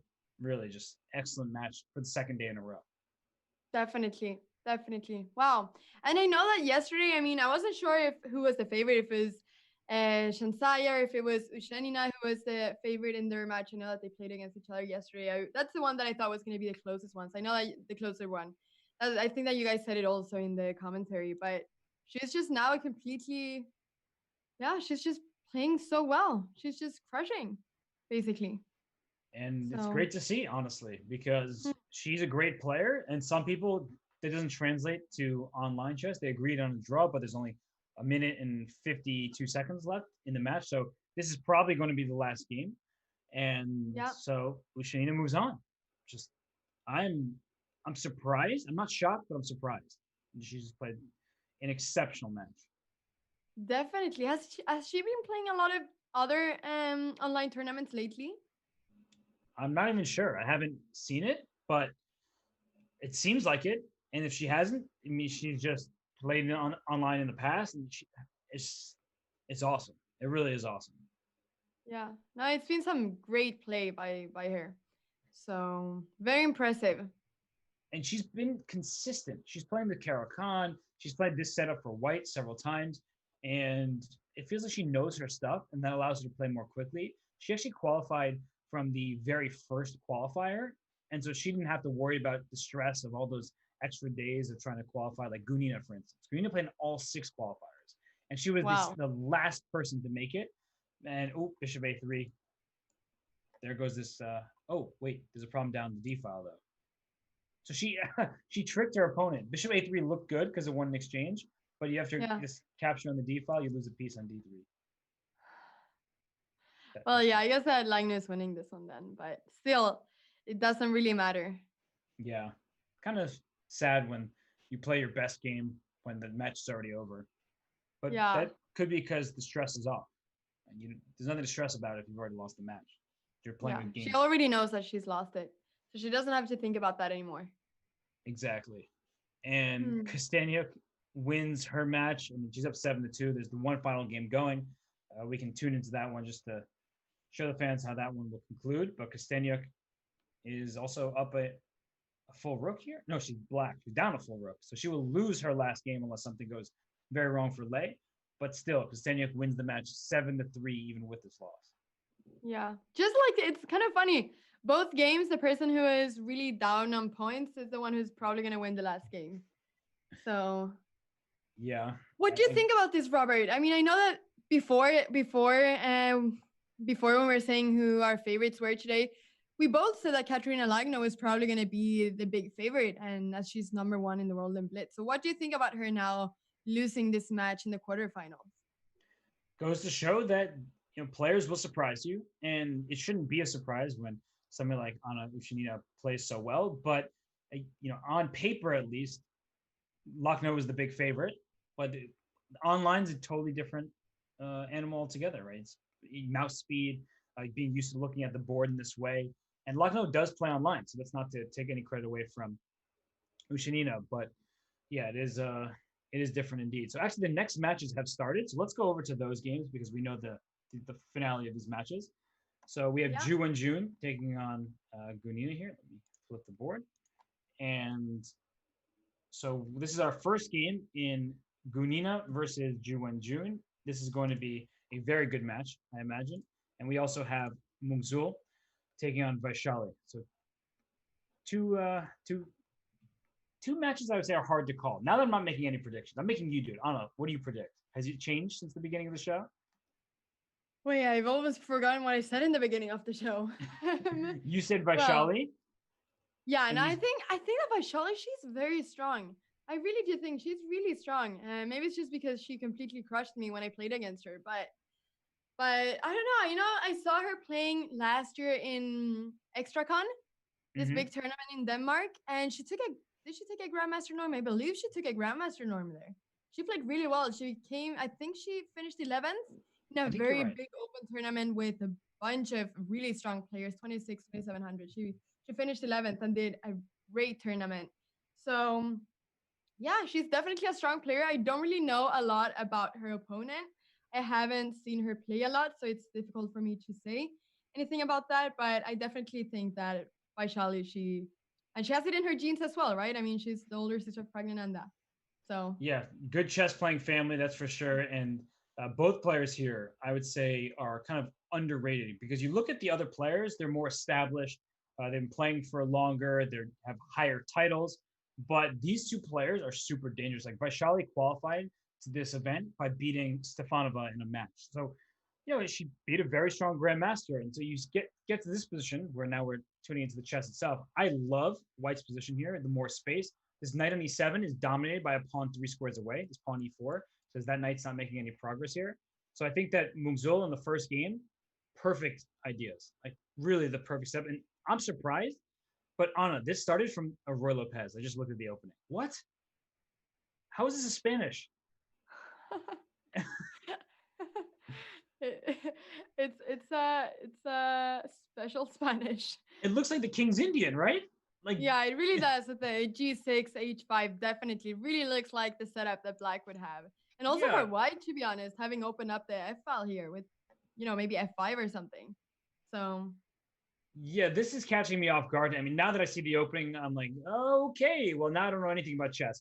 But knight h4 played, and I see the evaluation bar start going down. And that means Black is benefiting from that move, which I imagine means like queen g4, some kind of active play should be good. King to g7 is simple. It protects the pawn on g6. Not that it needs defense as a knight on e7, but this open f file, who is going to take advantage of it?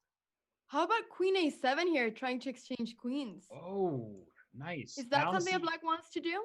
I Maybe? didn't even look at that side of the board, but black's last move was pawn a5. So I think you're right that playing for queen Hmm. a7 is very Look at logical. it. Queen a7. And Vaishali didn't need to be asked twice. She said, okay, Anna Cromley says it. Let's do it. Queen a7. And Yeah, you know, me and Vaishali, we played against each other, and now we can sort of talk to each other too. it's We can it's think. a little telepathy here. You guys are Yep. connected. And Exactly. it makes sense though, because black's king does look less safe than white's. So if you can trade off queens, all of a sudden your king is feeling much more comfortable. And so the queens come off. I still think that white should be slightly better. Rook a to c1, for instance, taking over the c file. But the advantage isn't so great. And actually, maybe it's not even existent at all. Yeah, and I think it was really important for black to exchange queens there because, as we were saying before, the black king was not really looking very comfortable there. So yeah, and the knight is defending upon on g6. The king can defend a2, so it should be okay there. I agree. So it looks like Vaishali playing good defense will get out of this one. Should we take a peek on Gunina against Wenjun? We haven't been able to focus on that one. So let's just, okay, this one is, there are more pieces and it just looks It's a good very for exciting black. match. Yeah, it looks good for black though right now. I see a knight on e4 and like, how could you ever complain about that piece? Never. You really like your knights on e4, yeah? You're learning a lot about me. See that? I'm always talking about these knights on e4. They're great. Look at it. It's if you take on b5, that's an outpost. That's true. The pawn on a2 is not going to be happy the rest of the game. That's true. And this knight, how are you going to kick my knight? You have to play knight c3, but your d4 pawn needs defense. So, yeah. You know, I'm not arguing again. I'm not arguing. Knight on e4 is a great piece. That's totally true. And that knight actually can come to c4 at some point as well. Not now necessarily because of the d5 pawn, but I can see a future where that knight gets into c4 and causes some problems. But bishop b4, it will. If you go to d6 at some point, it'll probably just capture you. So never mind, taken back. But rook c4 comes to mind. Like, yeah, no, but I think it's a really good thing you said. The knight on c4 is always good, especially when there is a pawn on a3, because then it's more difficult to kick away the knight there. Right. So, because if you ever play b3, then the pawn a3 can be weak. So yeah. Queen d7, going for the light squares. I like this thus far for black, but maybe knight g3 now. Just trying to. The problem is I can use c4 and e4 for not just my knight, but my rooks. Like rooks c4, if your knight moves away from e2, will attack the d4 pawn. Definitely. The pawn on d4 is really having a bit of trouble there. Yes. And I want to kick the knight out from e4, but I need the knight on e2 protecting. So white's just kind of stuck. Yeah. I like rook c4. I like that move. She's not committing to it just yet. I also like it, but she's maybe thinking if rook c4, then b3 at least comes with a tempo, and perhaps it's a useful move for white, but only if you can, not sacrifice a turn to do so. So this queen on d7 is great. It's covering b5, and here's rook c4. There we have it. Kind of expect there's b3, so we sort of knew what was coming. And trade, I didn't expect that one. More trades. Oh, and now she's trying to exchange that bishop to put some pressure on a3, maybe? Yeah, a3. You also said e3, which I think is good to point out, because if this queen gets to e7, there's pressure down the e file. She takes with the rook instead, which, okay, makes sense. And queen can come to d6 in the near future. A3 pawn, f4 pawn, both need protection. I like black. Maybe queen e8 as well, placing the queen there instead of. I thought she was going to take with the queen on e7. Maybe queen e8 can also be an idea at some point. That's sneaky, getting the queen behind the rook so that and still protecting b5. I like that too. So what should white do here? Like, what's white's plan? Not just a move. I don't know what white's plan is. Do you trade the knights, or does that leave you just with a worse queen and rook position? I just don't like the f4 and d4 pawns without the knight. The queen just feels like it's going to have to control both of these pawns, and then the queen is not going to have a lot to do. Yeah, so she's aiming for queen c8 check now, I think, to trade off the queens and feel a little bit safer. Maybe knight d6. Can you play that, or do you want to keep your knight on e4? Well, you know me. I want to keep my knight on e4, but knight d6 was knight d6 was certainly a good playable move because the rook would open up on the e file. But the knight on e4 also limits the knight on e2. So that's the good news. And queen c8 check, that's exactly what Gunina was aiming for. And now I think she'll just trade rooks and maybe play rook to b8. Can I just go after this b6 pawn? Rook d8 Yeah. goes after d5. It's not like black is free of problems either. No, no, definitely not. Definitely not. This b6 and b5 pawns are weak. And if these two pawns are lost, then there is going to be some trouble for black, maybe. So definitely black needs to do something here. So what comes to mind? Rook a7, swinging the rook over to attack Yep. a3. Yep. That comes to mind. Rook. Do you want to play rook e6 or do you not want to try to exchange that rook? I would be okay with it, but I don't want to. I don't want to. I want to play rook a7, but I'm worried about losing both b pawns. Because I will lose both of them. So knight d2 was played, hitting the knight, hitting the b3 pawn. I think we're going to see mass exchanges though, Anna. Like knight c3, knight takes b3, like you take d5, you're going to lose d4. We're going to see all the pawns come off, is what I'm anticipating. Yeah, both the b and a pawn, both of those two. Yes, I think black is going to lose both b pawns, and white's going to lose b3 and a3 eventually, and we're just going to see a massive amount of trades, and it's just going to be a draw. Yep. Well, there we have a prediction. Okay, rook e1. Check. Wait, rook c1 maybe? Oh, she plays it. Oh, okay, wow. rook takes c3 is a big threat with knight e4 check to follow. Yeah. I missed that. Yeah. Wow. Yeah, because now if rook takes b6, the knight is hanging, of course, and knight takes the rook is hanging. So. Oh, so king e3 is probably a necessity, but now knight to Knight b1. Yeah. Yeah. Hitting this, hitting a3. She takes on she b3 took instead. there. Okay, also white only has 17 seconds, so rook c7 I'd play to put my rook on protected square so I can take on d5 or b5. King d3 also looks good. Yeah. Rook g1 makes sense. Attacking g2? Mm-hmm. So I think rook takes b6, rook takes g2, knight takes d5. Okay, makes sense as well. Take on g2 and play rook g3 check. That's definitely what you should do. Yeah. Whoa. Ooh, f5. I did not see that move. Yeah, that felt unnecessary, but also it was probably caused by the duress of being under time pressure. 3 seconds left. Rook g3 check, and then knight takes d4. How many pawns is this black is looking so good. And Mugzul, she won her first game over Vaishali. So it's 1-0 in favor of Mugzul in the other match. Yeah, it did look really good for her when we were looking at it. So here comes the F pawn. Oh gosh. F pawn. And knight f5. Oh, knight f5 would have been a blunder. Wow, I wanted to play knight f5 for black to distract. I'm going to show that, and I know we're going to have to get into the next game, but I don't mind showing my mistakes. Because the idea was knight f5 says, oh, I'm attacking your rook, I'm attacking your knight. But knight takes f5, I thought I could queen, but the king is in check. So knight f5 would have been a very bad move, but a move that you actually see happen in bullet all the time. And that's why instead she did not do that. She went rook to e4, and then it's over because this knight's under attack and you're about to promote your pawn. So let's go to the game between Vaishali and Mugzul. Round the second game. Oh, we have this kind of Sicilian going on here. These sharp lines. Oh wait, which is the Sveshnikov. Ooh, I play this as black.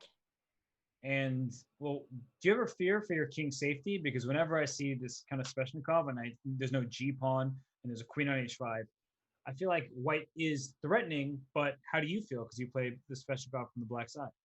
You know, I should have said I'm gonna say it again. I played. Oh, played. Which I said play, but I meant played. And there's a reason for that. And that's the exact reason that you said there, Robert. My king was never happy. My king kept getting mated. My king kept, I don't know. I really did not like my king. I think it was too tactical for me, the Sveshnikov. So, yeah, but I played it for quite some time, to be honest. But I just never really got good positions, I felt like. Yeah, I mean, even now, there's no attack. But strategically, this is a bad bishop on g7. Right, so like this pawn d6 is a weakness. You can even play c3 just to stop b4 because b4 is an unknown threat, and c3 played. Black can play f5. It's sort of typical, right? You go for some sort of aggressive plan, but there's no attack for black, and it feels like the positional weaknesses are all problematic, and it's not easy to defend d6 forever. No, that's also the problem with all of these Sicilians. With the Sveshnikov, for example, the d6 pawn is always a threat, and there's always a problem for Black to defend the d6 pawn when the bishop is on g7. So that's another reason why I didn't like this opening for Black. Yeah. And you But said that, you used to play it, used to not like your king. It sounds like you've made peace with your king on the chessboard. It's okay. Like your king safety now is important to you. But this position actually, yeah, just the knight coming to e3 and into f5, that's your favorite square for a knight. that's another issue. That's the issue as well. The knight, there's no pawn on g6 here, so the knight can always get to f5. I mean, there's literally everything that I don't like in a position in this opening for Black. So Well, it was not difficult to change. So I don't know if we're clear about this. So you don't like the Sveshnikov on the black side. Is that correct? I just want to Yes, clarify. that's correct. Okay, just making sure. This queen is about to come back to d1. It's going to come home, and then it's going to protect d5, attack d6. Here, queen to d1, and then knight to b4. This bishop is useless against white's threats. Do you like this type of positions for Black? Have you ever played this? I've never played it and never would. I like having control over squares. And yeah, I don't think this opening really gives Black very good control of squares. So knight b4 here, attacks a6, threatens knight c6. This is like almost too easy to play for white. Yeah. The moves just come naturally. And I like making my opponent's life easy. I'm a nice guy. I like to help my opponents out, but not this much. This is too accommodating. Yep. Now, how do you actually defend everything now? a6 is hanging, cannot push a5 because b5 is hanging. What do you do? Probably e4 out of desperation, like e4, e3. This just looks okay. Well, now knight takes a6, steal the free pawn. I think f5 wasn't actually useful because it also opens up queen b3 ideas in the future, or queen d5. I can move my rook out the way. So trading queens is bad for Black too. Everything is bad for Black. Having the queens on the board is bad for Black. Having the queens off the board is bad for Black. I think structurally Black is just in big trouble. Yeah. And that's another thing with the Sveshnikov. The a pawn, a lot of times you lose one of these pawns on the queen side. Yeah. And then white has all of these 3 pawns on the queen side that are always going to be really strong in the end game. And you always have to think about that. So that was another reason why I didn't like this. And we were probably maybe going to see this in this game too. I feel like this is therapeutic. You're looking at it, you're like, this is exactly why I don't play the Sveshnikov. No, yeah, I'm feeling so good about changing openings. And to be fair, the Sveshnikov, it's actually a pretty interesting opening, and there are many players who enjoy playing the Sveshnikov. It's a stylistic thing, though. If you don't feel comfortable with kind of the nuances, and there are many, then it makes sense to not like it. I personally, and it sounds like you as well, we both don't feel very comfortable on the black side of Sveshnikov. And here, now that you're down a pawn, I don't think anybody would feel good about being the black side of this position. And I think Mungzo is in big trouble. Yeah, no, I totally agree with you. So maybe we'll see a 1-1 here after this game. Maybe. And it'll keep things very interesting. And you say maybe, I'm not going to say definitely, but the reason why I think that white's winning chances are so great is there's hardly a threat for black, so it's hard to go wrong for white. Like, I would just put my knight back to b4 now, or play queen to d3. One of those, queen b3 played. Now there's a discovery on your king on g8. Your b5 pawn is hanging. Or queen takes b5, or rook takes b5, followed by rook to b8. 3 passed pawns. Wow. Like, give me this pawn, and okay, it takes the queen. It didn't really matter. 2 passed pawns, but almost. Yeah, this is a bad deal. So let's go on over to the other game. We'll keep an eye on this one. But Gunina against Wenjun. I looked at this position in the corner of my eye, and I started liking it for black because this queen on b7, along with the bishop on. Wait, black's not a piece for 2 pawns. I still like black position. Not my pieces. Happy to be down material. No, but I really like this idea always when you have this bishop in front and you have the queen and you're, having control of the diagonal like this. But 91 was a good move defending g2. Hey, but black's pieces are very active here. Where's that black knight? On e4. There it is, and it's going right to g5. Robert is happy. Everyone, Robert is happy now. Well, it just the knight on e4 comes over to g5, and watch out for knight f3, knight h3. This king on I'm g1 is I'm really honestly, interesting. and I'm not going against. I think it's a very reasonable knight h3. Is that a good move here? King f1 is forced. Maybe it's Maybe not. maybe that is good, but I'm starting to feel like it's not as scary as I initially thought because this knight on d2 is really strong now, and I can't kick it out. Yeah, knight on d2 is an annoying piece when you have a knight on e4. A happy knight on e4. Ooh, actually, I was wondering if a move ago, if black could have played c4, and the point is that bc4, bc4, this bishop on b2 is hanging. So I was wondering if c4 was actually a move there. Looks pretty interesting. And just to like try to rip open the position some more. If queen takes d4, there's bishop f6 and the diagonal. So I think Look at that. she plays it a move later than I wanted though. Oh. Okay, but now knight c4. I guess there's knight f3 check, but then the king goes to h1. What am I really threatening? Uh-oh. So what's going on here? She's going to sack on c4 and take on b2. I guess that's what she's going for. Or not. Bishop g5.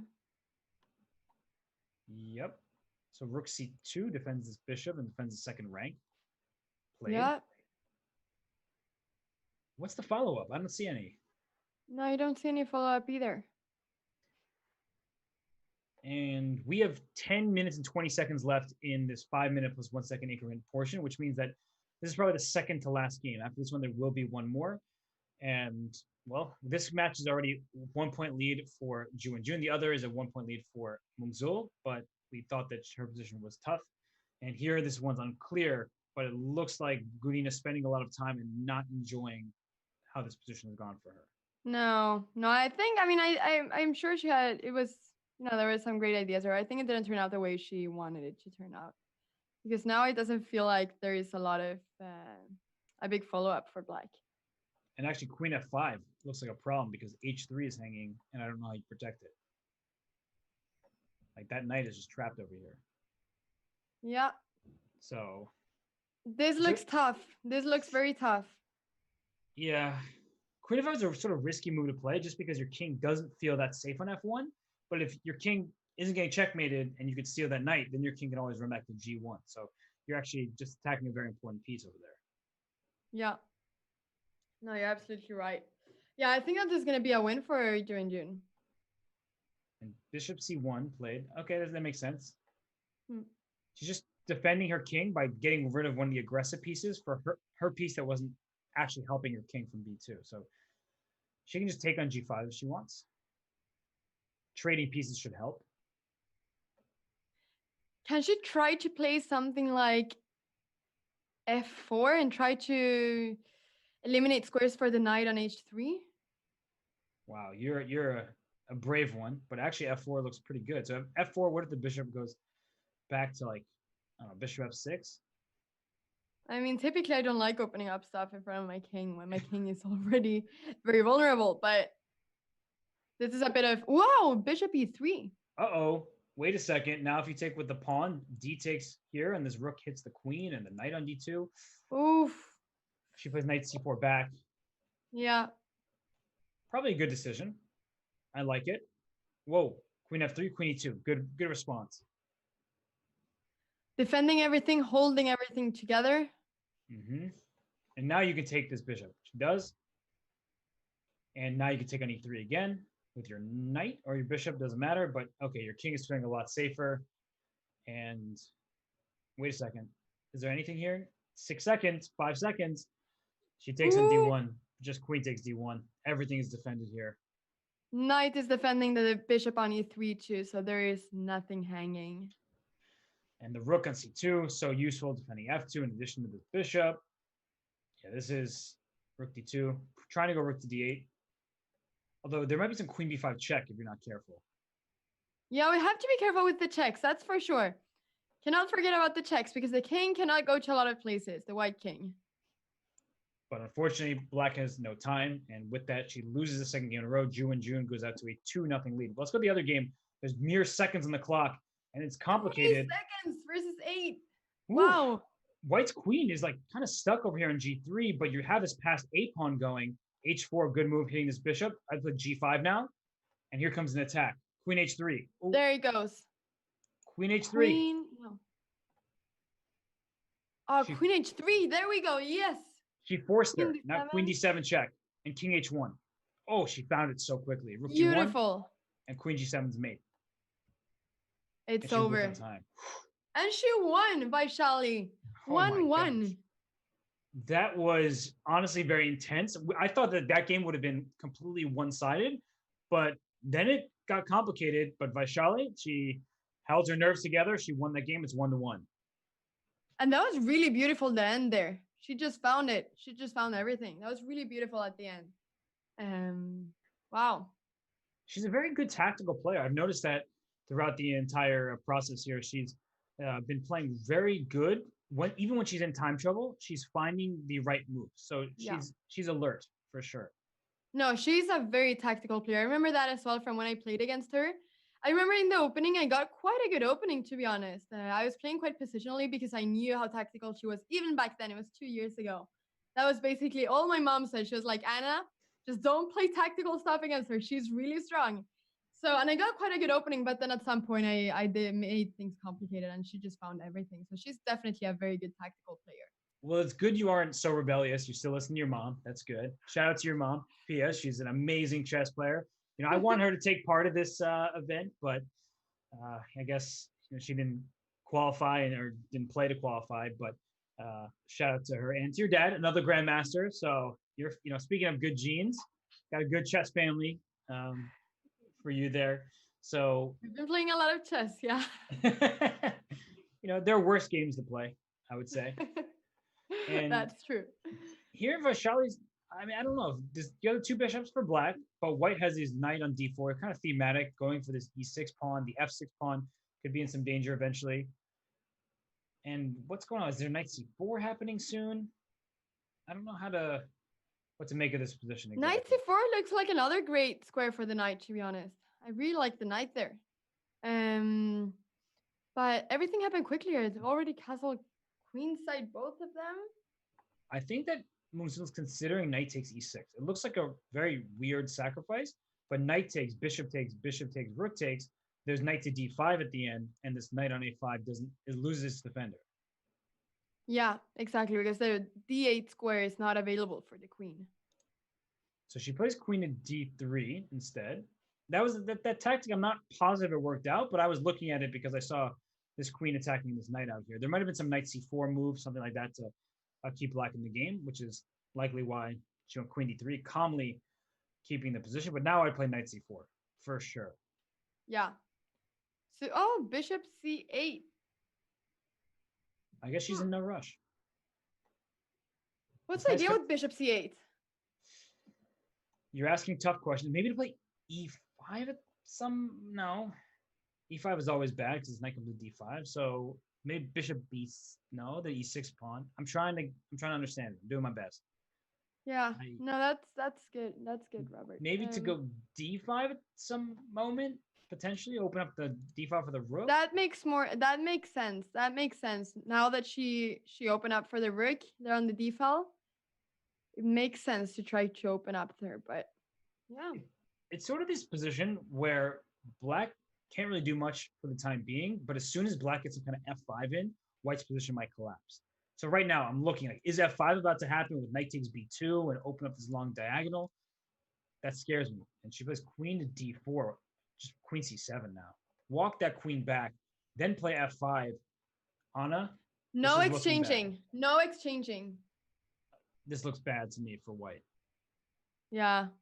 No, I thought the white was I liked your knight takes c6 before. I really liked it. If it works, I liked it.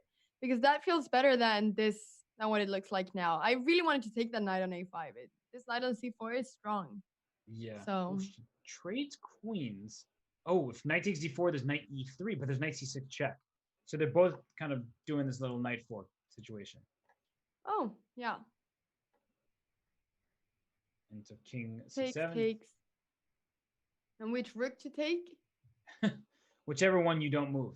Or maybe she'll move neither. And then you don't have to take right away, right? If the rooks stay here, you can make some other move. Like if white plays king c1 or a3 or something, I don't have to take just yet. I'm in no rush. That's true. I always find these moves, like which move which rook you should move or which rook you should take. I always find those the most difficult in chess because there are two options and you're trying to find which of the two options is better. And I don't know, it drives you crazy sometimes, I feel like. Yeah, because it's often hard to know uh, which way to go with that. And here, like black doesn't have to take. You can keep the tension. Usually, we think of tension with pawns, but I don't have to relieve your rooks because if you move your rook next move, then I'll take the rook that didn't move. So this situation here, I think, is one that black should keep. And I would consider several different ideas here. King d7 to e7 comes to mind. It looks strange though because knight d4 and I can't go to e7 because the same fork on c6, so I take it back. Doesn't work. She takes on f1 here instead. She took there. She was in a little rush. I wonder why. Maybe if rook f1, there's d5. Yeah, d5. D5 Perhaps. now, maybe. Yeah. She distracted the rook away from the d file, but I'm still worried about this e6 pawn on her. Like, that's the one that's always weak for black in these kind of like. Sorry, which pawn did you say? The e6 pawn is the one I'm always worried E6, about. Yeah, but now if she's, I mean, if takes, and oh, she takes with the rook. Okay, I thought she was gonna take with the pawn. Maybe it's better to take with the rook. Yeah. Rook d2 now, or do you just take on e6? Yeah. Yeah, I guess you would take an e6. That actually looks pretty equal, so you could have gone that. But I think that Vaishali is playing for more. She likes her bishop pair, and if she gets her like f5 now, and that finally that bishop on g7 has some life. Do you think that the bishop will go to? Oh no, first f5, yeah, and now the bishop is now the bishop is gonna blossom. And you're gonna ask me, is the bishop going to h6? I think the answer is yes. That was my question. I know. I could tell. And then you said you realized the pawn f6 would be in trouble in the immediate position, but no, I think the bishop should go to h6 right now. You want to free up the e2 square for your rook, and you can move your rook after that. The rook has nowhere good to move from e5 just yet, so I would definitely play bishop h6. Yeah, bishop h6 seems like a great move. I like it a lot. Bishop b7 first. The reason why I don't like that is because we talk about the two bishops advantage. And why is that? Because without a bishop, let's say you trade on b7, now you will never be able to compete for certain light squares because you only have a dark square bishop. Not that the position is bad for black, but I am worried down the line of if this knight can get to a light square, it cannot be kicked out. Yeah. No, I totally agree with you. I thought that the idea was to play bishop h6 immediately and try to keep the light square bishop there. But yeah, the knight could become quite strong, maybe. Do you think it could become strong, the knight, or do you think the bishop is better? No, I think the knight is strong where it is, and I think that the bishop is probably a little bit better just because it'll eventually, I think, go to d4. But this knight, look at it jumping around, knight b4 check, for instance. Yeah. That forces your king over to b6 or b7. But after king, like knight b4, actually the tactic. Knight b4, king b6. I just want to show that real quick. Knight b4, king b6, rook takes f5. Because there's knight to d5 check. I'm drawing my arrows poorly. So there were tactics available in that position if the king went to b6. There always are tactics with knights. Knights are the trickiest. Yep. So here comes your bishop. Well, stopping rook e2, I suppose. But here comes the bishop into d4.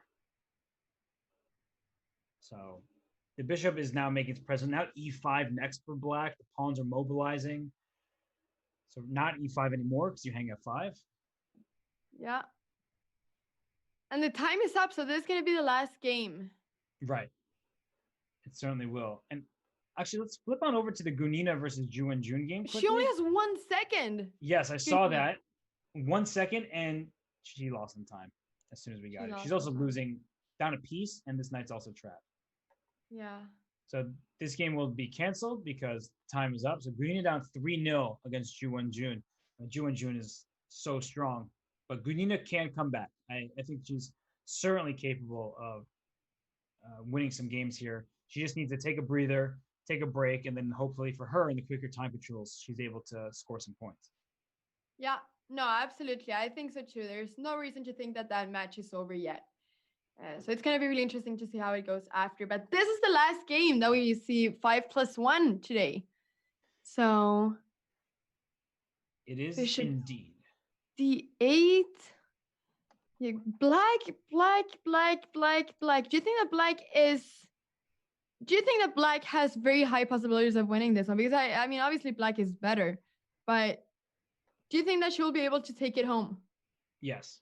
I just think that it's so hard to move it with the white pieces here. Like, what's your plan? And that's the thing. Chess isn't just like, I can see a single move in this position, but I'm not sure. Do I want to put my pawn on b4? The answer is no, or king's on b3. So I want to put my pawn on c3 and king on c2, maybe. But then there's a4 check or a4, and then you have this pawn structure with the hole on b3 with the black pawn here. So I don't see how white uses her pawn majority, and black's pawns can go h5, h4. I see many different ideas here. I would start with h5, h4 though.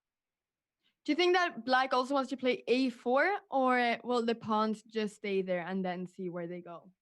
Probably for now, a4 is kind of a good move. You're starting bishop a5 check, which is actually That's why I liked it, because there's some little mating stuff there, but it also gives the b4 square for the knight. So I wasn't right. sure. Well, she But decides she's pushing the h pawn. Push here. Rook f3 played. What now? Just rook. I want to play rook g4, but then there might be knight f2. Well, no, actually, knight f2, you can take pawn takes g3. This is actually crazy. Like knight f2, I take on g3, and then my pawn goes to g2. So she plays rook Yeah, g3. wow.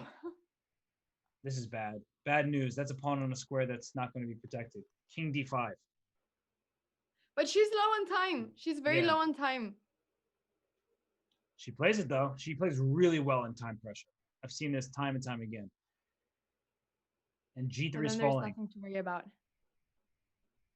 So 20 seconds for white. It's not like white has much time either. What do you do here? I would probably play b4 and hope that it works out for me. Some kind of just attack on the queen side. Not attack in terms of checkmate or anything, but creating a threat. Oh, now the pawn collapses. The pawn is hanging there. Two passed pawns, the e and f pawn. And e5, e4 comes. This should be quite easy to play for black, yeah? Yep. Here comes that f4 check. Like right now. Oh, yeah. If you took it as bishop b6, for instance, here comes the pawns. Now, don't go king f4. The only thing I would try to avoid. And king d4 now. She wins the just pawn. pushing the king. e3, f2, and f1. So knight g3, bishop c7. e2? Oh, e2 actually, right away. You're right. Oh, then there maybe it was knight e4 check. Yeah, but you move your king and you would have queen. So you were totally right. But she does it one move later. She wins the game. So after a first game lost, Vaishali's won 2 straight to take the lead. And with that, Anna, it's been a fun 5-minute portion, but we get a break. We get a break already. I mean, all the time, so quickly. But it's going to be super exciting to see this 3+1 now. I'm very excited for that. I am as well. So everybody, we'll be back in a few minutes for more of this FIDE Chess.com Women's Speed Chess Championship in just a few minutes. So stay tuned. We'll be back soon. Bye-bye.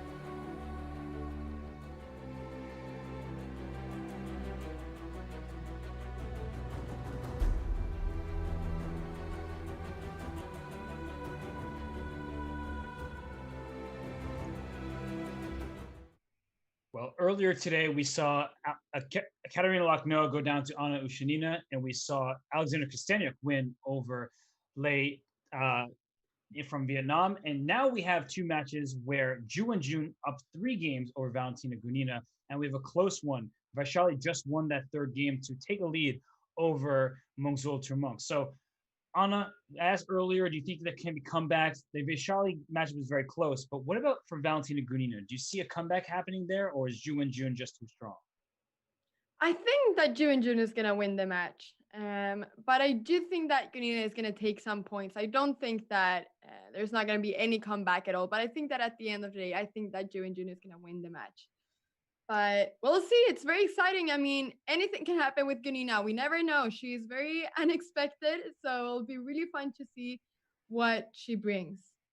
Yeah, there are many tactical surprises in her games, and she needs to right the ship pretty quickly. And that may not necessarily be a win, but she needs to at least get on the scoreboard so she starts feeling better about her chess. And I have this game up with Vaishali, and it seems like they know this opening theory quite well in this Najdorf. I see a knight on d5 and a knight on f5. So, Anna, I mean, we're both kind of happy. There's a knight on d5, which is pretty strong, and there was a knight on f5, but now it's gone. I mean, they just knew that we were be commentating this. They were giving us the 2 nights. And wow, I actually don't really know this opening. Oh, is this a Najdorf? It is a Najdorf, but let me ask you like knights on f5. How do you feel about queens on f5? You know, when there's a bishop on c4 and there's a pawn on f7 and the king is not castled, I think I like queens on f5.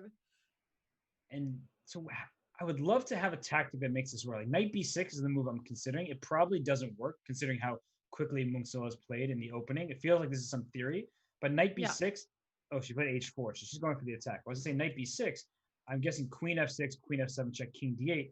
There's not enough of an attack. Like I steal your pawn on g7, I get 2 pawns for my piece, but I guess there's just not quite enough after move like rook to f8. So she doesn't go for this piece sacrifice. The engines like black there, so h4 was played in castle kingside. So h5, just keep on going. Wow, this seems like such a Vaishali opening, to be honest. Such a tactical opening, attacking immediately from move number 5 almost, it feels like. So this really does feel like a Vaishali opening. Maybe you can bring your rook up at some point, rook h3. And then castle queenside. But yeah, rook h3. You seem to you know how Vaishali is going to play. Queen g5 is what comes to mind for me as a defensive move. But there often are problems, even if you think that, oh, we just trade queens, there's no more attack. If you play queen g5 and we trade here, I can consider h6 anyway, just trying to open up the position. Or rook to g3, trying to win this pawn on g5. So trading queens isn't the end of the story. And that's why she plays b5 first. She attacks this bishop. The bishop will just retreat to a2, presumably. Or, well, can I play rook g3, threatening knight f6 check? Wow. King's not the safest.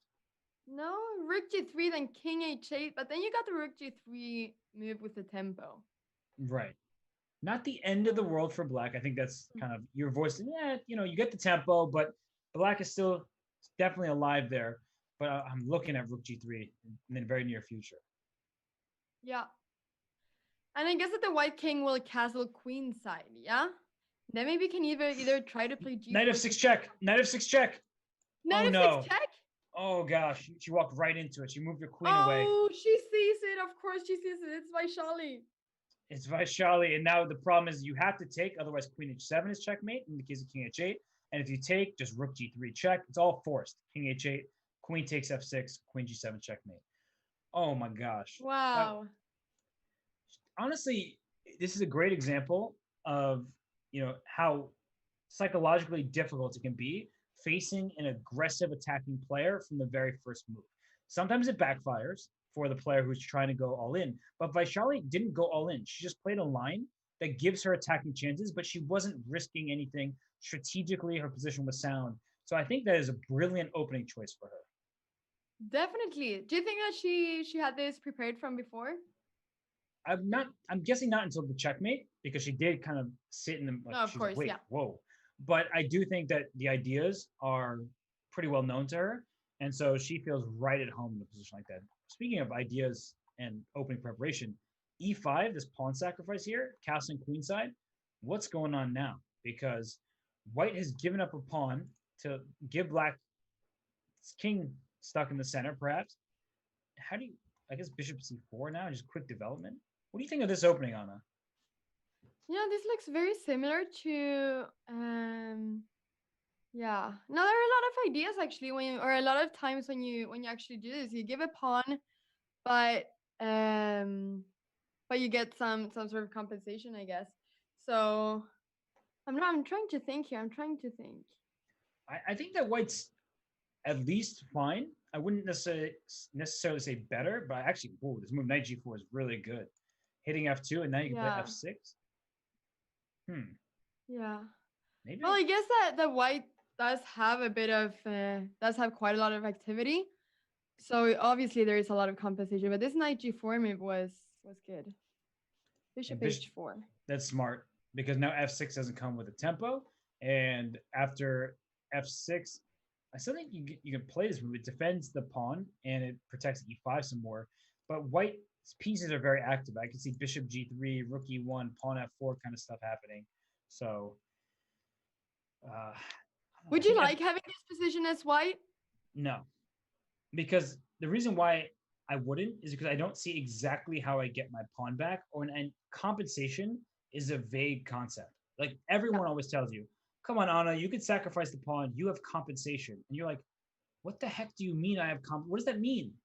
Well, I mean, In a lot of chess books too, they finish a lot of variations with just the term compensation, and then you just say, okay, I can get to this position, but what do I do then? How do I get into a good middle game or to a good end game? What do I do? How can I proceed? So I think that's a very good point you're saying there, Robert. That compensation is a very vague term. and here that comes g5. Great move by Vaishali. She hits this bishop, and if you go bishop g3, there was f4, so she plays h3 to try to trade her bishop on h4 for the knight on g4, and then the pawn e5. So I see how white has open lines for the pieces, how the black pawns aren't so safe. But like I said, I'm not positive that it's entirely okay for white. So here, take on g4, I think I'd play bishop f4 or bishop g7. Same idea. But I'm protecting my Yeah. pawn e5. Now black's development is going to be complete. Black is still going to be up a pawn, even if it's kind of the ugliest pawns you could see. Black is up a pawn. The e So pawns yeah, and and the the h h pawns. pawns. So I didn't realize that there's two double pawns. There are no connected pawns for black. Right? Oh my! I think I've never seen a worse pawn structure for black, but I mean, obviously, black is doing really good, but that's quite funny. And so, well, now she gave up the e5 pawn, but trading pieces, the bishops. Yeah, this is. Rook d8 maybe now, threatening to take on e5. I like it, and just the rook can also go down to d. I mean, black's position Yep. is superb. These bishops are strong. I mean, Vaishali, wow, she's just really playing so well. After losing that first game. She is indeed. By the way, Gunina won her game. So actually, we'll tune into that match in a second. But Gunina, she won on time. Is that right? Wait, she won on time in a lost position. Oh, did she? Holy! I saw the board What? and I thought that she must have been white because I saw the board with the names. What is this? She won on time. Wow. Oh, she cannot be happy, June. She can really not be happy. Wow. It's the best pawn chain I've ever seen in my life. Yeah, compare that to the other pawn chain. I mean, this is incredible.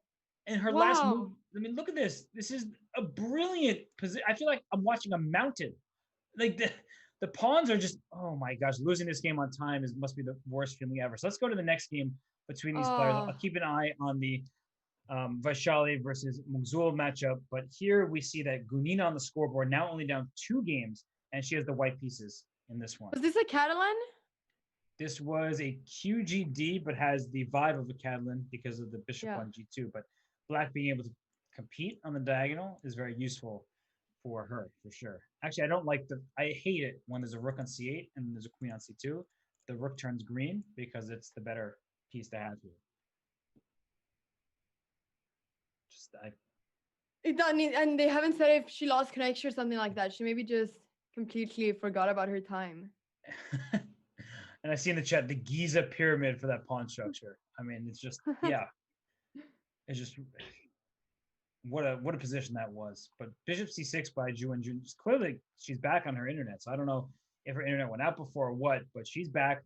She's Yeah. playing a good game here. I mean, look at this position's about to open up with these pawns all staring each other down.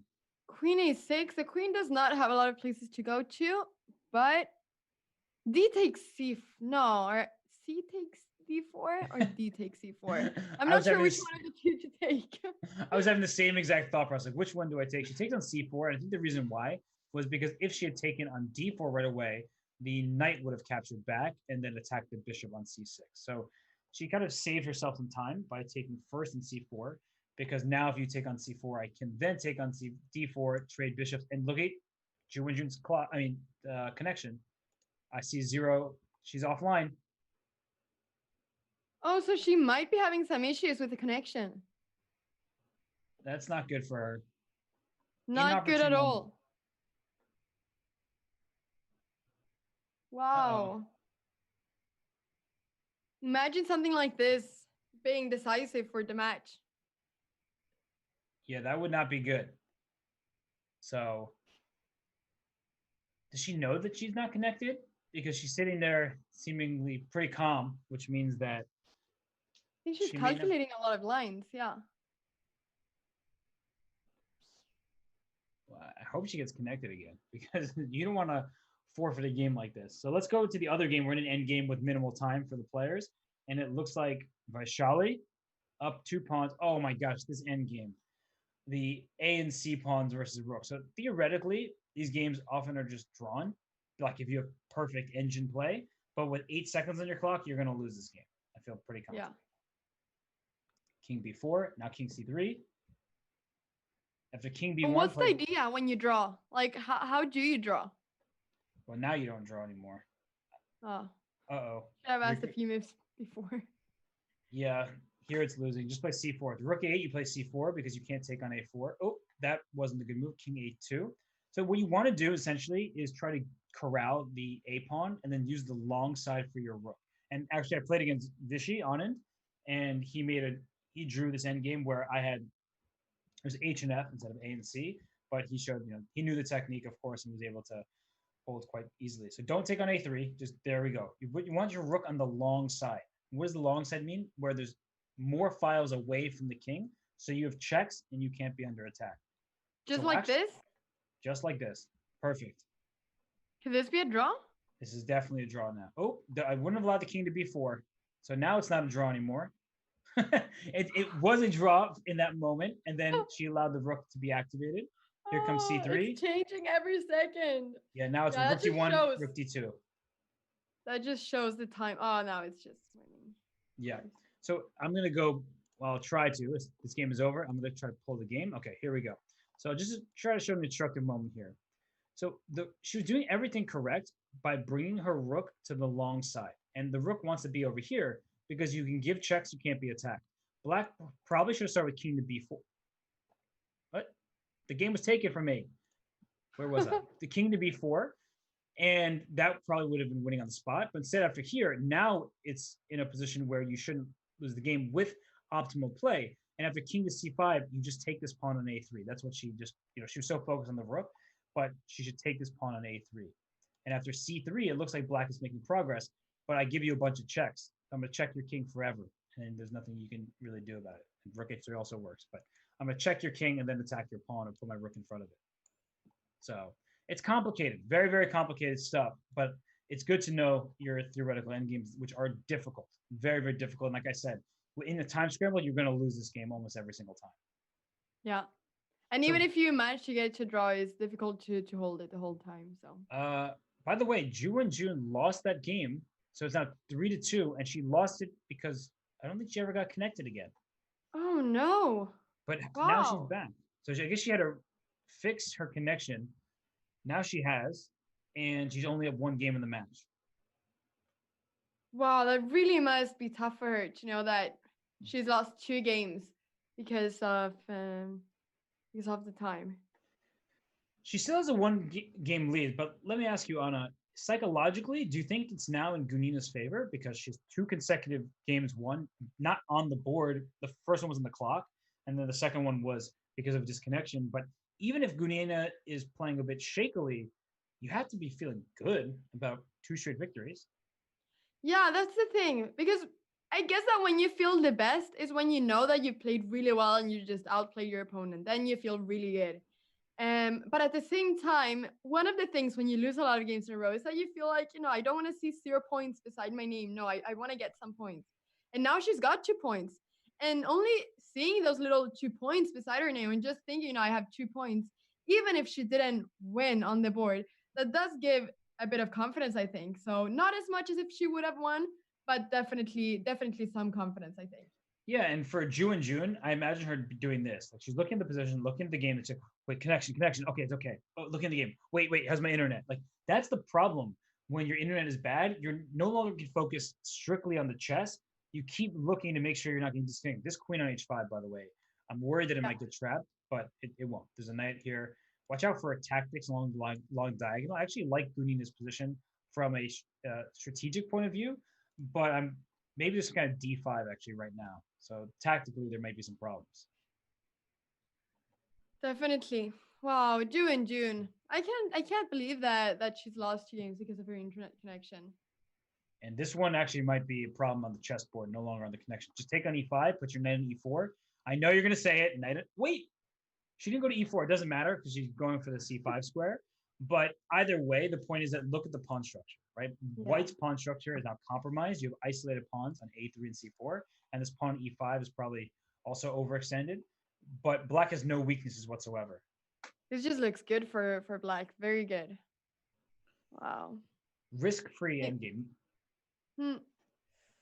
Well, maybe it's right. Yeah, maybe June is just looking at her connection, and Gunina is taking advantage of this and just playing well now. So the knight a4, the knight on a4 could also be quite annoying at some point as the a3 pawn is weak. Knight a4 looks right. So does knight to actually knight b3 might win you a pawn because knight b3 if rook to b1 you have knight d2 and then it's f3 pawn. So actually knight to both moves look really good. She plays knight to b3. Oh, that actually wins the pawn by force. I'm pretty sure. Huh? Because either you let my rook come to d2 if you play rook f1, and now you trade knight d2, and that's Fork City on c4 and f3. Yeah. So pawn is hanging still even after all that. And there's some I can't believe it, but Vaishali won again. So I thought we were going to focus pretty much strictly on Vaishali versus Manzul, but now that Vaishali is on a tear, we're going to focus here because Gunina, if she wins this game, she's about to tie this match up. Yeah, I really did think so too, Robert. I was so sure that it was gonna be Vaishali that we're gonna be focusing on the whole time, and that's what we said even before. 3-0 for June. This should be quite clear, but now it's not clear at all, and now it's not the connection, but it's the position, which is worse, a lot worse. So, do you think that she's gonna be able to hold it, June? No, and the main reason why, even if like there's some chances, which I admit there are. You look at this a3 pawn, c4 pawn, e5 pawn. These kind of split pawns, they often just fall. You just make one little mistake, and because you can't protect it with another pawn, a knight attacks multiple pawns at the same time, or the bishop teams up on it. It goes down. This pin on the e3 knight, that's permanent. Yeah, forever, and that's the most annoying thing. We cannot move a single piece, basically. Wait, king e1. Now I feel like I can move my king there. King e1, bishop takes. Yeah, I take d1. On king takes d1, of course. Yeah. I think you have to play king to e1 because if you don't do that, this bishop. I honestly thought this bishop should have moved away to begin with, but okay, now bishop moves somewhere. h3 instead.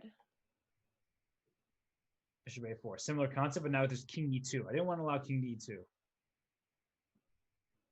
She'll play knight. Okay, so the king is gonna escape at least. That's good news for June. It is for sure. And what now? I guess she can move her bishop to c6, or I want to play bishop c6, pawn a4, just make sure my knight is safe and sound there. I guess the knight can come to c5 now, so it wasn't really in any danger.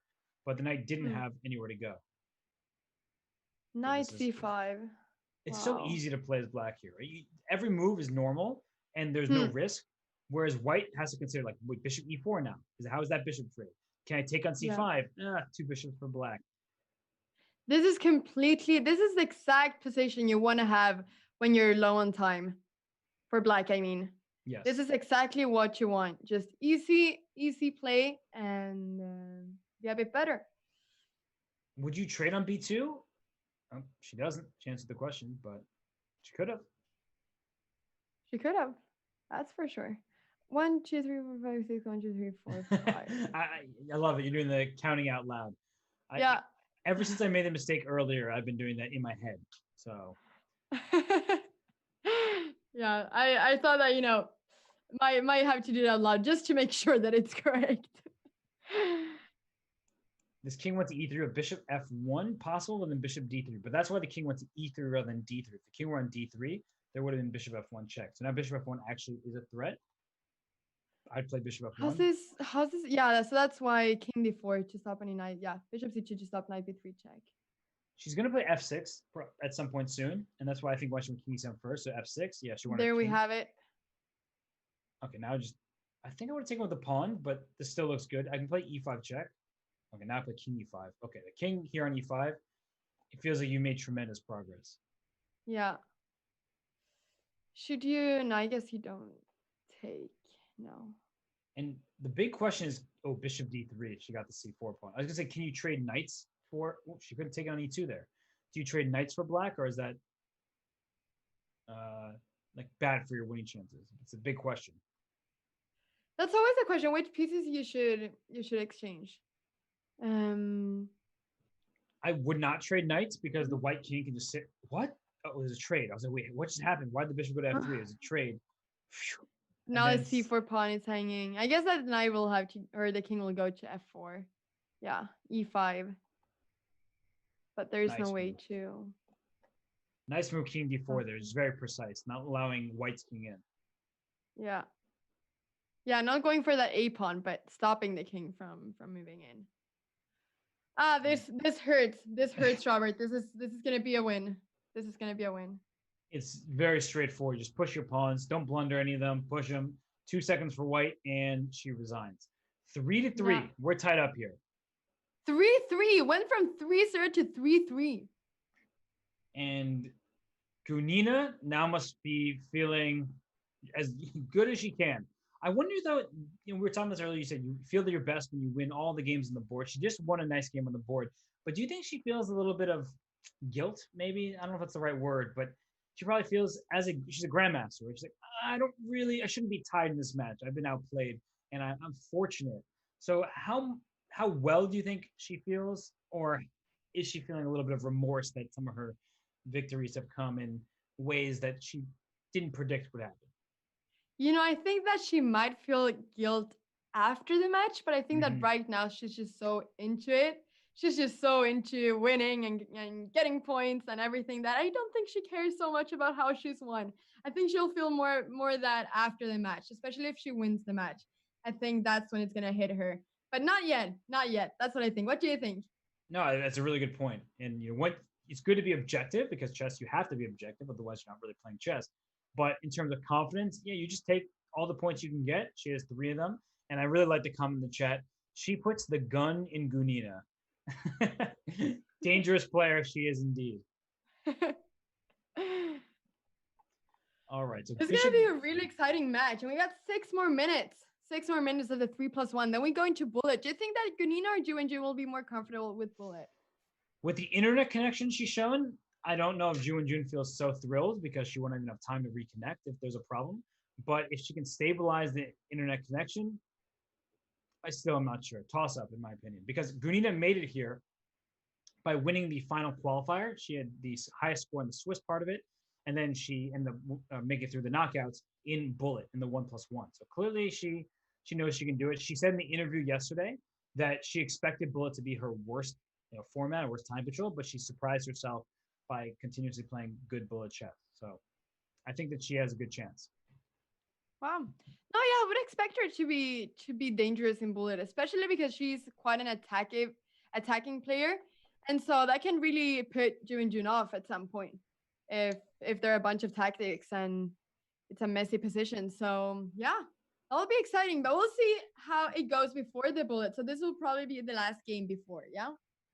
So there are 5.5 minutes. Yeah, it depends how long this one goes. Right now, just on the clocks alone, we have 4 minutes and 10 seconds. So I actually think we'll get one more. They'll sneak one more after this. And Vaishali, she won another game.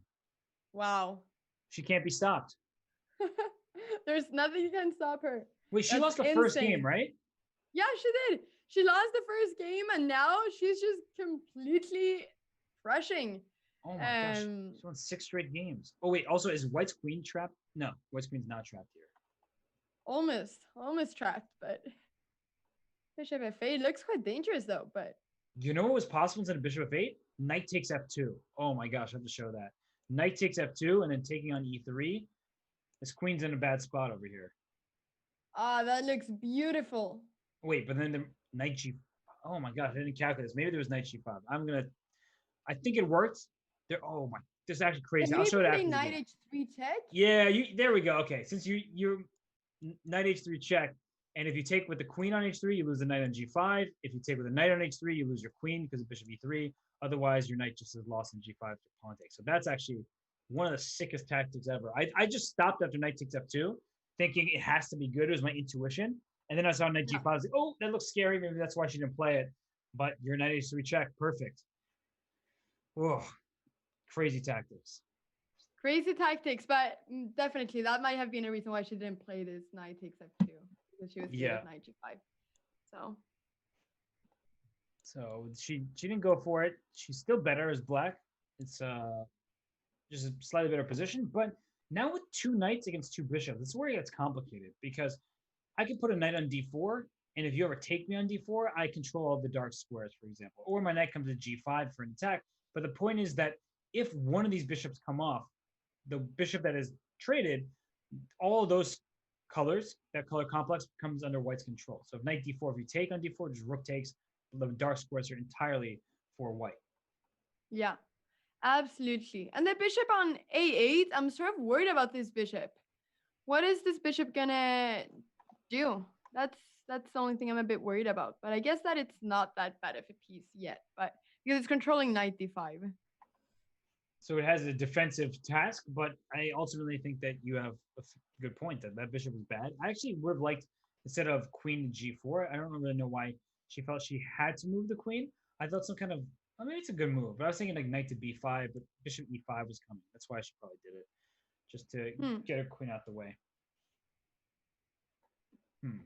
Well, I want to play F5 as black soon, but maybe I just always want to play F5. Can you play F5? No, maybe not A5. Maybe H5. Both moves look good. F5, why not? You protect E4. The thing is, E4 doesn't need defense, but you are restricting white's queen by playing F5. So I liked F5. She's probably saying I can do it at any moment, so why rush it? And how about the clock, though? I think black is better, but how do you weigh the board versus the clock? Well, it's a tough one. Typically, they say that, what do they say in Blitz? Is it 1 minute, which is like a pawn or a couple pawns? I'm not sure, but now they're so low in time that it's very difficult to know. But at the same time, Gunina, 47 seconds. She's quick, though. She's quick. So I think that it's a big factor that Wenjun has 28 seconds left. And now, especially because I don't think she's feeling her most confident right now.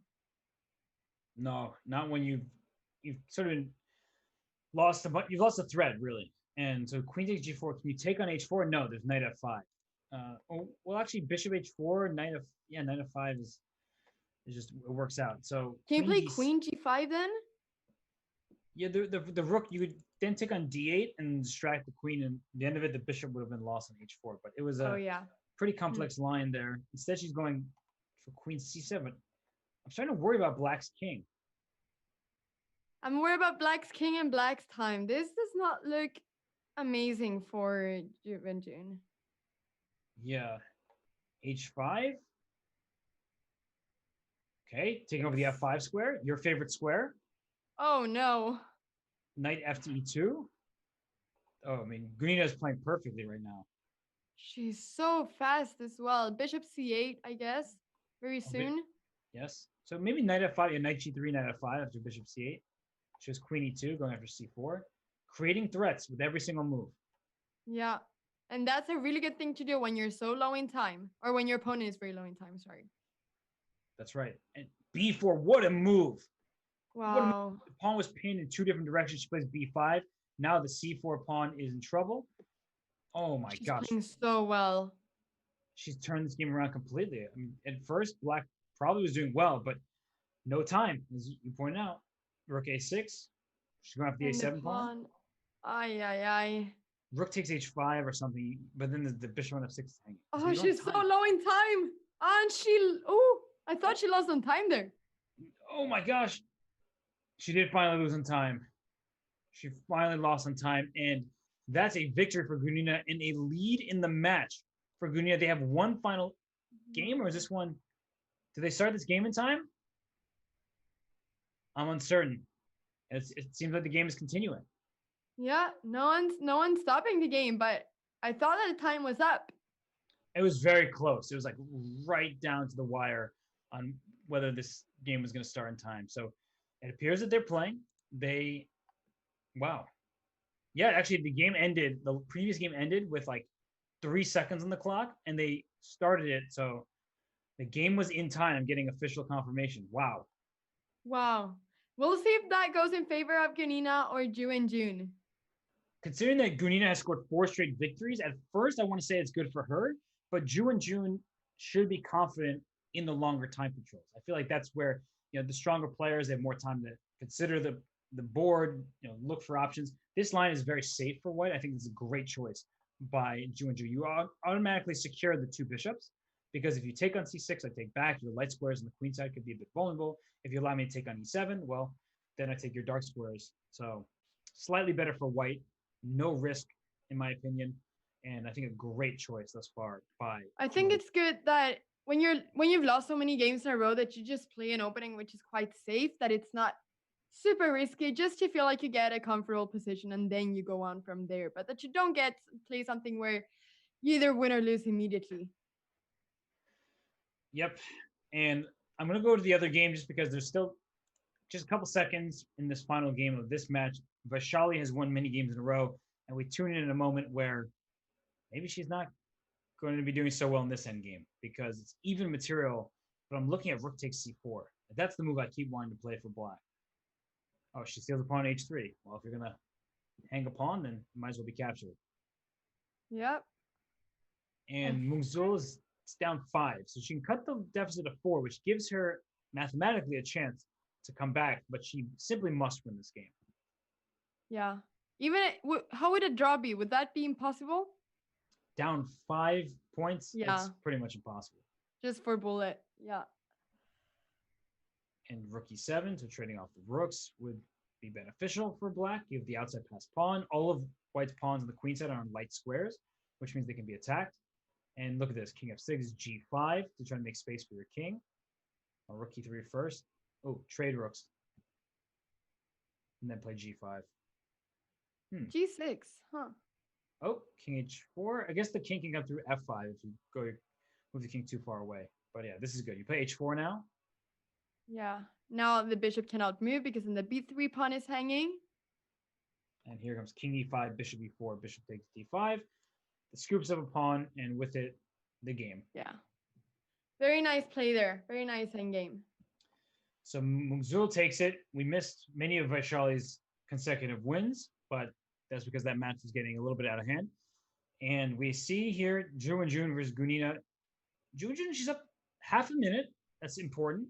But queen b5 was a good move by Gunina, trying to trade queens and get into this end game where I'm not sure Black is really worse anymore. No. Why do you think that? Yeah, it seems very equal actually. Yeah, I was gonna ask why you thought that Black wasn't worse anymore, but it just seems equal here. That Okay, move bishop a3 in particular is the one I like because your knight can now sit on a3 if you take it. And what's this bishop going to do? This light square bishop. That's your quote unquote advantage. So e3, bishop f1, that's sort of the idea. But I'm not sure. Like knight b5, knight c3 for Black, for instance, comes to mind. What do you think? I mean, I feel like the bishop is still better, but I'm not convinced it's so much better. No. That's a very good point. I was looking here at if you could play something like bishop f1 at some point. Okay, of course you have knight c2 always. I wanted to get a bunch of moves right and play bishop f1 and bishop d3 and get the knight stuck there. But knight c2. I still like I, bishop f1 though. yeah. No, I just thought the bishop was not doing it so much anymore in that diagonal. So my idea was just to play bishop f1 and then get that bishop on that diagonal. Maybe play at some point bishop a6, kick that rook out of c8, and try to get the c file for white. That's the exact goal. And in fact, I think for Gunina, it's not the easiest thing to meet. And Wenjun, she's thinking, she's trying to figure it out. She plays knight c4. Well, that's a big decision there. Knight c4. Wow. Yeah. So knight b4 was played. Now knight to d6. I actually don't like this at all for black. I think she should have taken on c4. The reason I don't like this is now that knight d6 is very active and the rook is coming to c7, you have full control of the open file. This feels like it was a mistake. Yeah, no, definitely. I think that taking on c4. Why do you think that she played something that was so concrete? Do you think it has anything to do with the fact that she's a bit annoyed about what's happened? Yes. I think she went for it knowing that, not that it would backfire. She wasn't making a bad move, but she was making a move that probably black should have been totally okay with. And she thought that if I played bishop f1, played slowly, I'm not actually going to be able to push too much. But she probably foresaw a position just like this. And now rook to b7, winning the b6 pawn. That's a very important pawn here. She plays h3 first. The rook on f8 can't move because f7 falls. This is looking good for white now. Yeah, it really is. And then white can also play b4, b5. Oh, but now b4, knight d3. King h2, I think, was a bad move. Ooh. Oh no, that's not the right square. I understand. Knight d3, king, the f2 pawn, and the b4 pawn. She's gonna do it anyway. She has to. She's already kind of committed herself.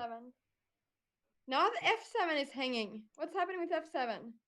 It wasn't captured, but I like the capture there. Rook a2, rook b8, or rook a6. Both moves are possibilities here. Rook b7 also. So rook a8 played. b6 and then b7. That pawn is getting real far. That pawn is moving. That's for sure. I don't know where it's moving, but it's moving.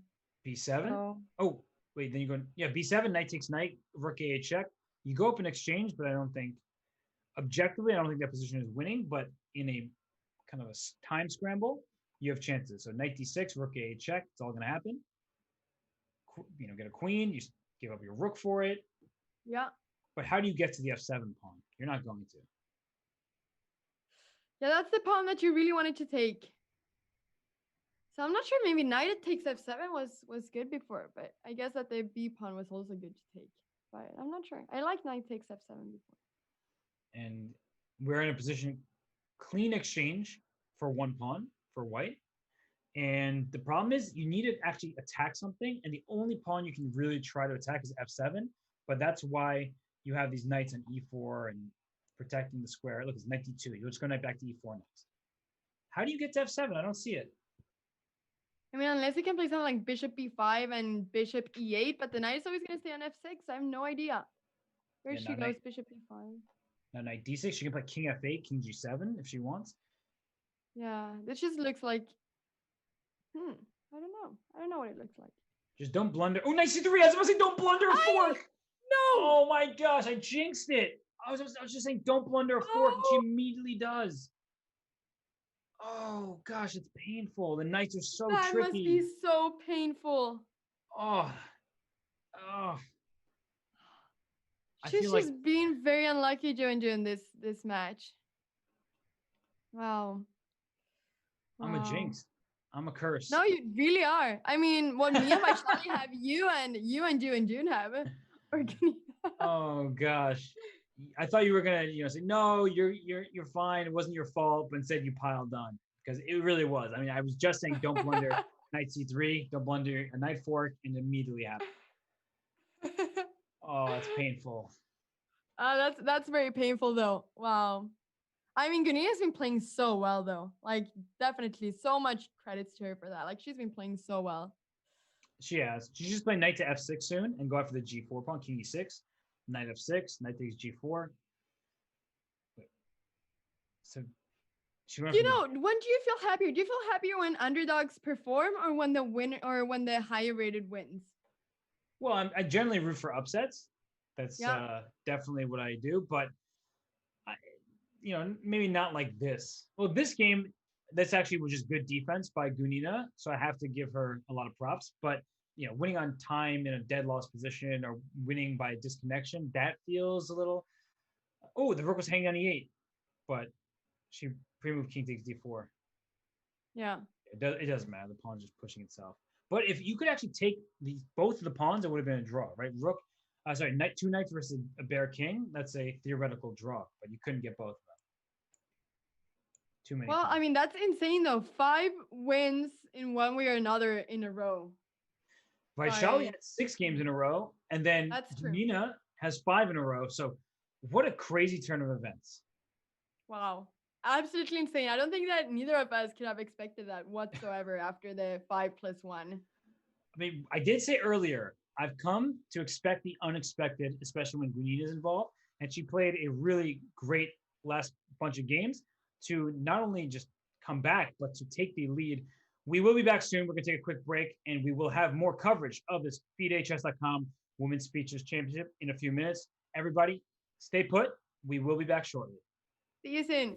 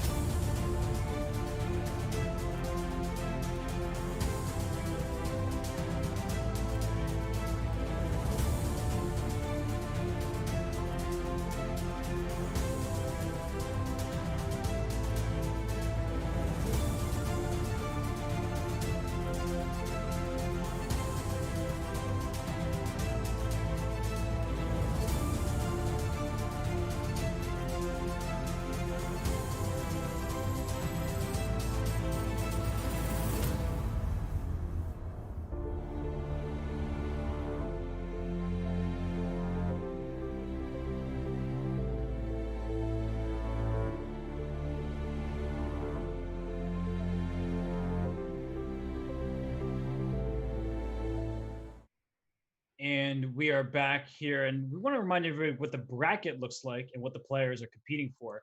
The winner of the matchup between Valentina Gunina and Ju Wenjun plays Alexander Kostenyuk in the semifinals, and the winner between Vaishali and Mugzul, they will move on to face Anna Ushanina. So, what do you think here? I mean, who's the favorite down the stretch? We haven't had these matches decided just yet, but do you have an overall favorite to win this first Grand Prix leg? Well. It's a very good question. I think that Anna Shanina, I think that she might be a big contender there. I mean, she was not maybe the favorite on paper at first, but I think that she just proved that she can play really well, and she's played really well against Katrina Lagno. It's absolutely insane. She was just so solid all the time and so consistent, like we said before. So I think that she could definitely be someone that might be able to win this first leg. Yeah, I think she would probably be the favorite in whoever she faces next round, likely Vaishali, but Vaishali has been playing amazingly well, so maybe I can't even say that. But the matchup between Kostenyuk and the winner of Gunina versus Ju Jun, how do you predict that? It's just Kostenyuk's been playing amazingly well. She won all 11 games yesterday. Today she was still dominant, winning 7-3, and she faces an extremely tough competitor, no matter who it is. So I think that it's a cop out maybe, but I'm not sure. For a rare moment, I'm just gonna sit and think about it, and I'll get back to you. Go ahead and do that. We'll see, but yeah, definitely. I mean, I think that Kostenyuk though could be also a very big contender, especially if Gunina wins. I'm not sure how it's gonna be. I'm not I sure. think Kostenyk's my favorite. I was kind of Yeah. hinting at it based on her dominant performances, but I think even if she faces Gunina, if she faces Ju and June, I think she's the favorite just based on how strong she's played and her experience. She plays online quite regularly. She streams often. So with that kind of experience, I think that it helps her case a lot because she doesn't blunder very frequently. She's played against many of the best players in the world online. And so I'm going She with plays each Kostenyk. title Tuesday as well. She I've does. seen. Yeah. So yeah, you're right. You're right. I also think Alexander Kostenyuk actually. And before the event started, I was saying Lucknow and Ju and June, how could I go against them? But I have to remind myself this kind of is a grueling format with 5 minutes plus 1 second, and 3 minutes plus 1 second, 1 minute plus 1 second. You get all of this action, and you have no time to recover. So if you lose an early game, like you have to have nerves of steel to bounce back. And Kostenyuk did that today, and she didn't lose at all yesterday. So I think Kostenyuk now becomes my favorite. Yeah. And also the fact that it's not +2, but it's +1 all the time. So it's very easy to think that there is no increment or to feel like there is no increment at all. Because that's Right, how it feels like. right. And we are into the bullet portion. We have Vaishali against Mugzul. Let's go to the. I mean, I sound like I don't want to look at the game between Mugzul and Vaishali, but the other match is much closer. Right? This is a 4 point match. The other one's a 2 point match. So I think that we have to stick with Gunina versus Ju and Jun for now. Yeah. I totally agree with you. And are Let's you do it. ready? Are you ready to talk extremely quickly again and Yes. be Are we gonna highly general energetic? countdown? Should we do it? All right, 3, 2, 1, go. So Jun is playing versus Valentina Gunina now. How many points? 2 points down for Jun. Let's see. There's a knight on G5, F3. Like knight is getting kicked away. Takes on F3. What are we gonna see? G5. Are we gonna see G5? I like G5. G5, Queen G6. Oh, G5 now, but then the knight comes into D5. So you're sort of inviting the knight to the party by playing G5 too early. Um, Actually, I like White's position. I want to play G5, but I'm just concerned that this knight coming to D5 is, and I'm weakening my king side. Now The knight G5. on D5 is so strong. So strong. So strong. Oh, and that C take, now the E6 square for this knight. No, okay, Ay, not ay, anymore. ay. But do you like these pieces for black on the last I two don't ranks? like black here. Now at G5, I feel Bishop like H5. Oh gosh. Oh gosh. Now completely. you can take the exchange. You don't have to though. Keep the tension. There's a pin there. You could have made a knight move first. Yeah, you can have maybe 96 even. Maybe, Actually, no. black has some chances now. I like black's position more than I did earlier. Yeah, somehow, like even though black is down in exchange, you have a pawn for it, and it's not clear where white's progress comes from. Knight b4. Okay, rook e8 Yeah, still 94. fine. That's true. That's true. Maybe bishop c6 at some point. Or okay. E4 can you push f4? No? Oh, bishop f6, go after d4. Yeah. You're absolutely right. Now there are more chances for black, it feels like. Yeah, somehow, it's funny. It's how it works in Bullet. You make a mistake, but your position opens up. And this knight has to come to d5 soon. And maybe now. But then b2 is hanging. She has knight to e5. Ooh. Queen d5 check. Or queen b3 takes b7. It's Aye, starting, aye, aye. yeah, starting to look good for white again. Okay, so She's looking at some queen e5 maybe, but she has to go back.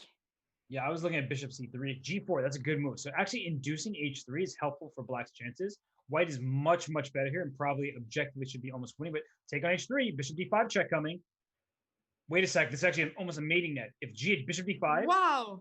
And Bishop king d5 check. That's why you said the mating chances here. Knight f3. Oh, what? You just give it this rook. Okay, what's the material count? An extra pawn for white. But that's it. Just an extra pawn. And white is low on time. Yes, this is actually a big problem. But if I'm Gunina, I'd probably just try to make a draw, but don't make it immediately. Let's say you trade queens and it's objectively should be a draw.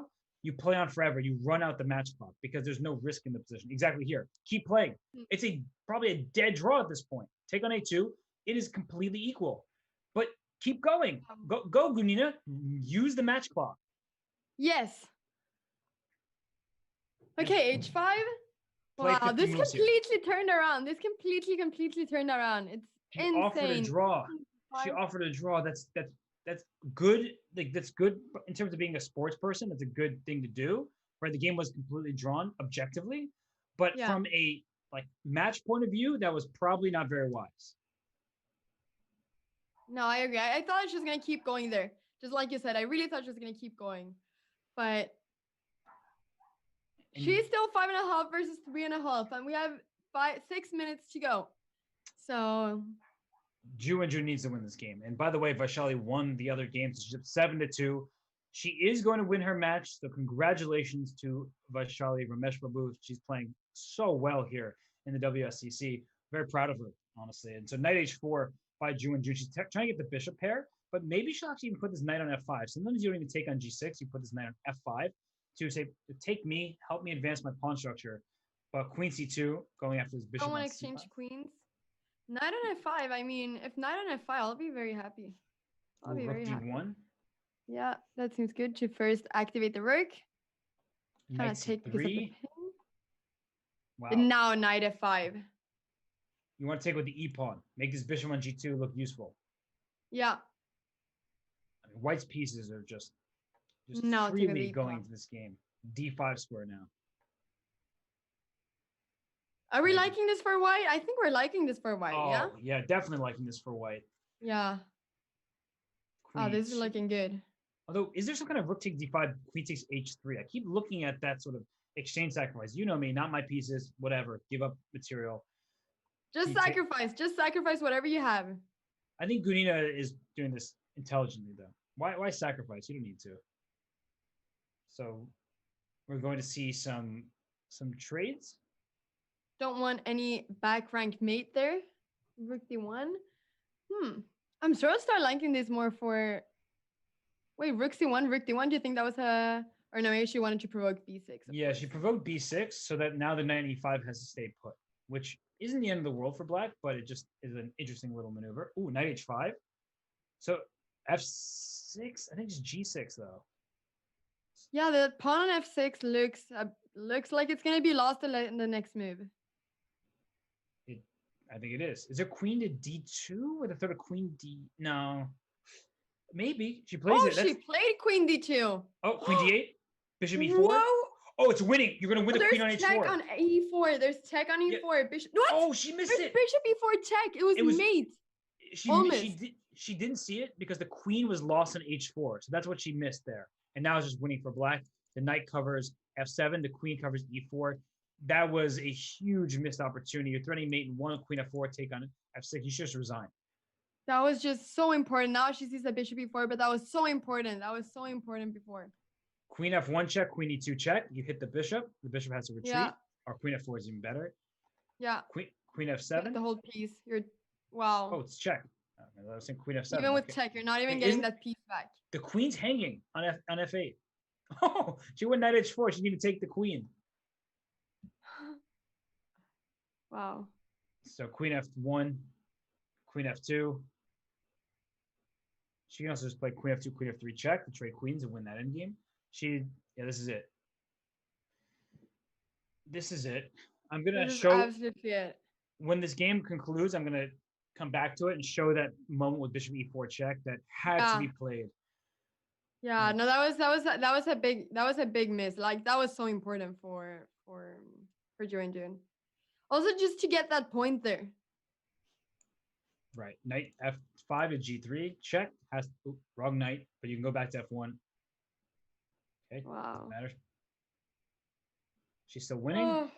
Queen g3 and then knight e3 check if king f knight e3. Okay. No knight forks. Knight d4. There it is. Finally. And then the queen.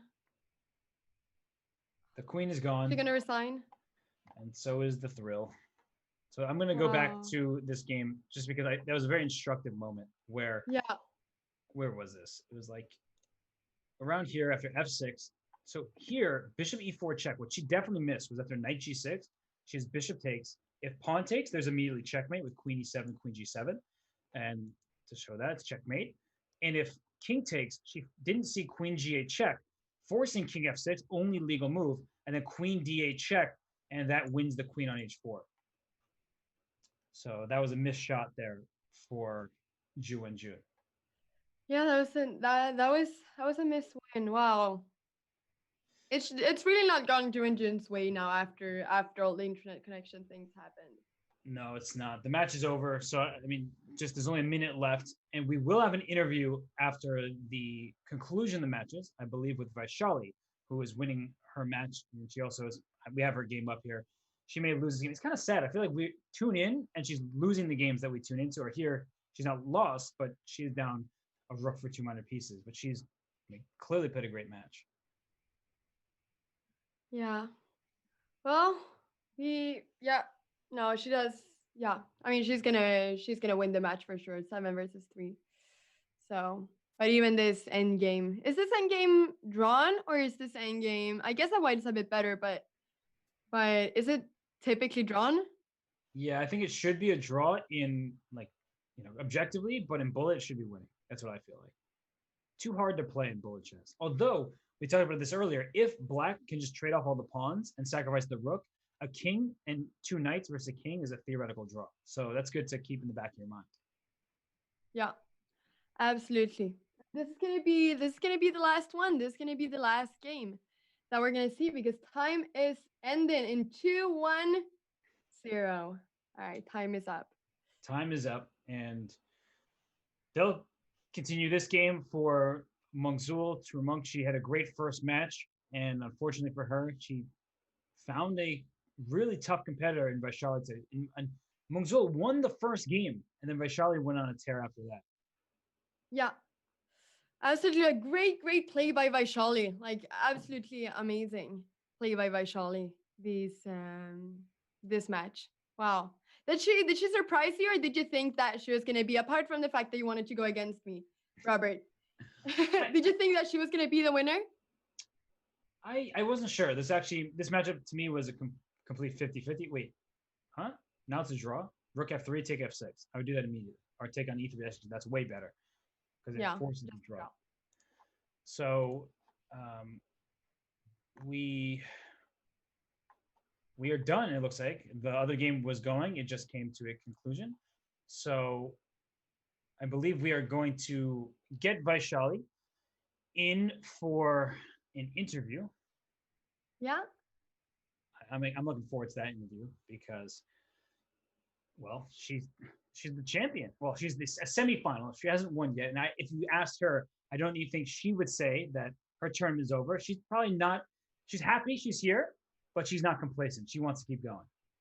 Of course, I think so too. I mean, she's a fighter. I think that she's gonna be fighting till the very end. Well, actually, I'm sure that she's gonna be doing that. So yeah, and yeah, we'll see how it goes. We'll see how it goes. But she's definitely been playing very impressively here. Like she won so many games in a row. So yeah, We'll see what she has to say. I'm excited to hear her. I'm For excited sure. to speaking to her after 2 years. Well, let's go on a quick break so we can get her set up for the interview. We will be back shortly, and we will have Vaishali with us to talk about her match victory. Stay tuned, everybody. We'll be right back.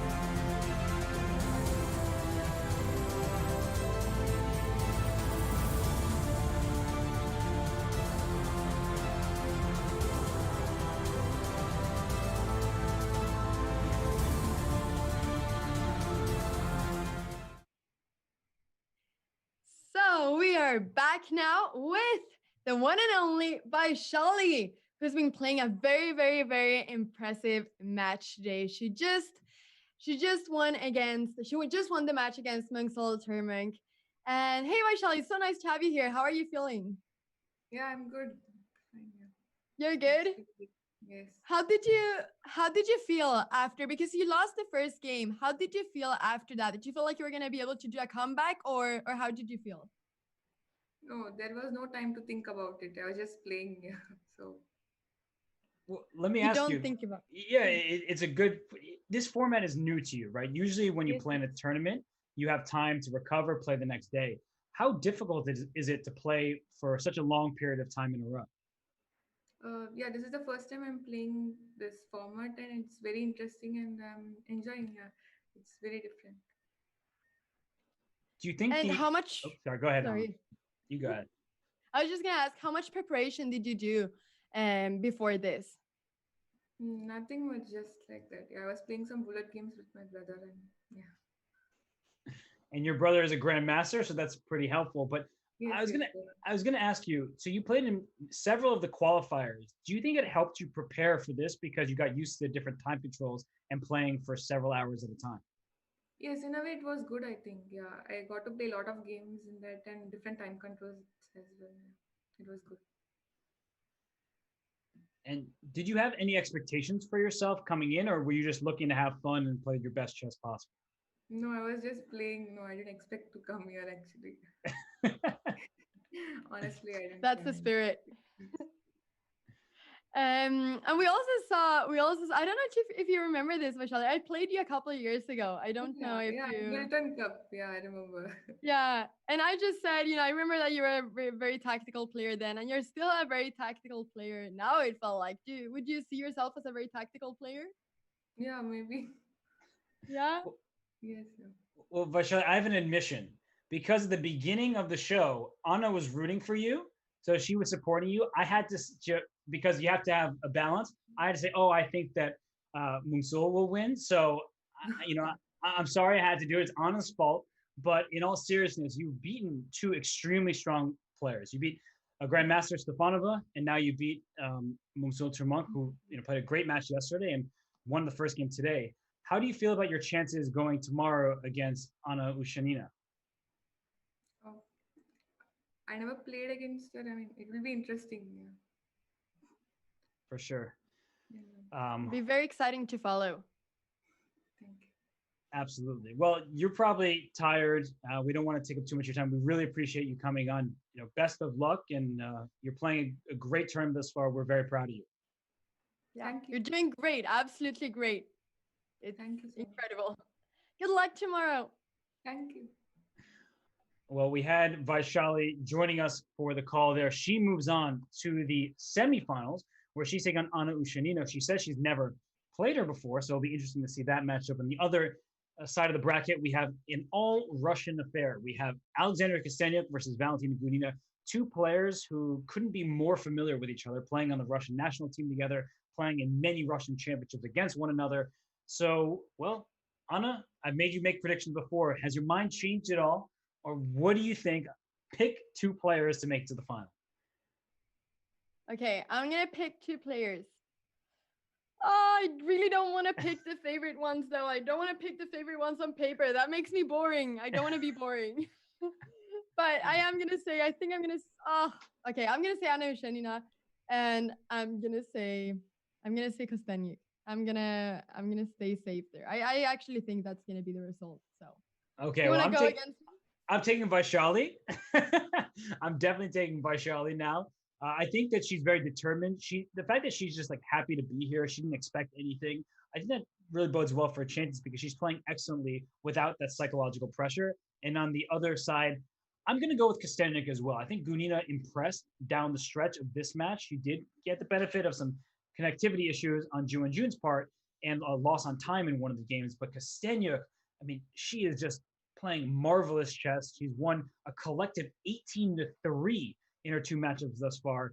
And Gunina is tough and she is a tactical monster. But I think Kostenyuk will outlast her just with her experience online. So I'm going to join you with the Kostenyuk pick. Yeah. Okay. So then we'll see if Ushanina or if Vaishali win tomorrow. That'll be fun. That'll be our little bet. It will indeed. And you said tomorrow, which will remind everybody of the schedule. The semifinals take place tomorrow. Then there will be a break before the finals on the 28th, because that's how this format works. Is you'll play 3 days in a row, and if you make it to the final, you get a breather, get 1 day off, and then you make it into the final. So the second leg begins July 1st. So a little bit of a break for these players before they compete once more. Anna, it's been a real pleasure commentating with you today. I've had a ton of fun here. The matches were exciting. They didn't necessarily go the way we thought they would. Do you have any final thoughts to summarize what we've seen and what's going to happen tomorrow? Completely unexpected. Pretty much everything. I think that we could never have imagined that what we saw today was gonna happen. With, for example, what happened in the game with Ju and June. Yeah, Lagno also got eliminated today. So I think that it's been a lot of games, a lot of matches that we did not expect, where the underdog has been the one who's won, and that's really fun. I've had a great time commentating with you too, Robert. It's been a lot of fun, and I'm very excited about tomorrow, about doing it again. For sure, and I'm going to second that. There have been many upsets. Humpy Canero lost in the first round. Lagno lost today. Credit to Anna Ushanina, who played an excellent match. Credit to Valentina Gunina, who, despite being down 3-0, she had it within herself to not just fight back, but really just put up the stiffest resistance possible. And the one last note I'll leave everybody is I hope tomorrow, Anna, you can think a little more outside the box. But until then, you'll have to wait for more FIDE Chess.com Women's Speed Chess Championship. Just had to get that last joke in there before we signed off. I knew you would do it with the wooden box. Bye, everybody.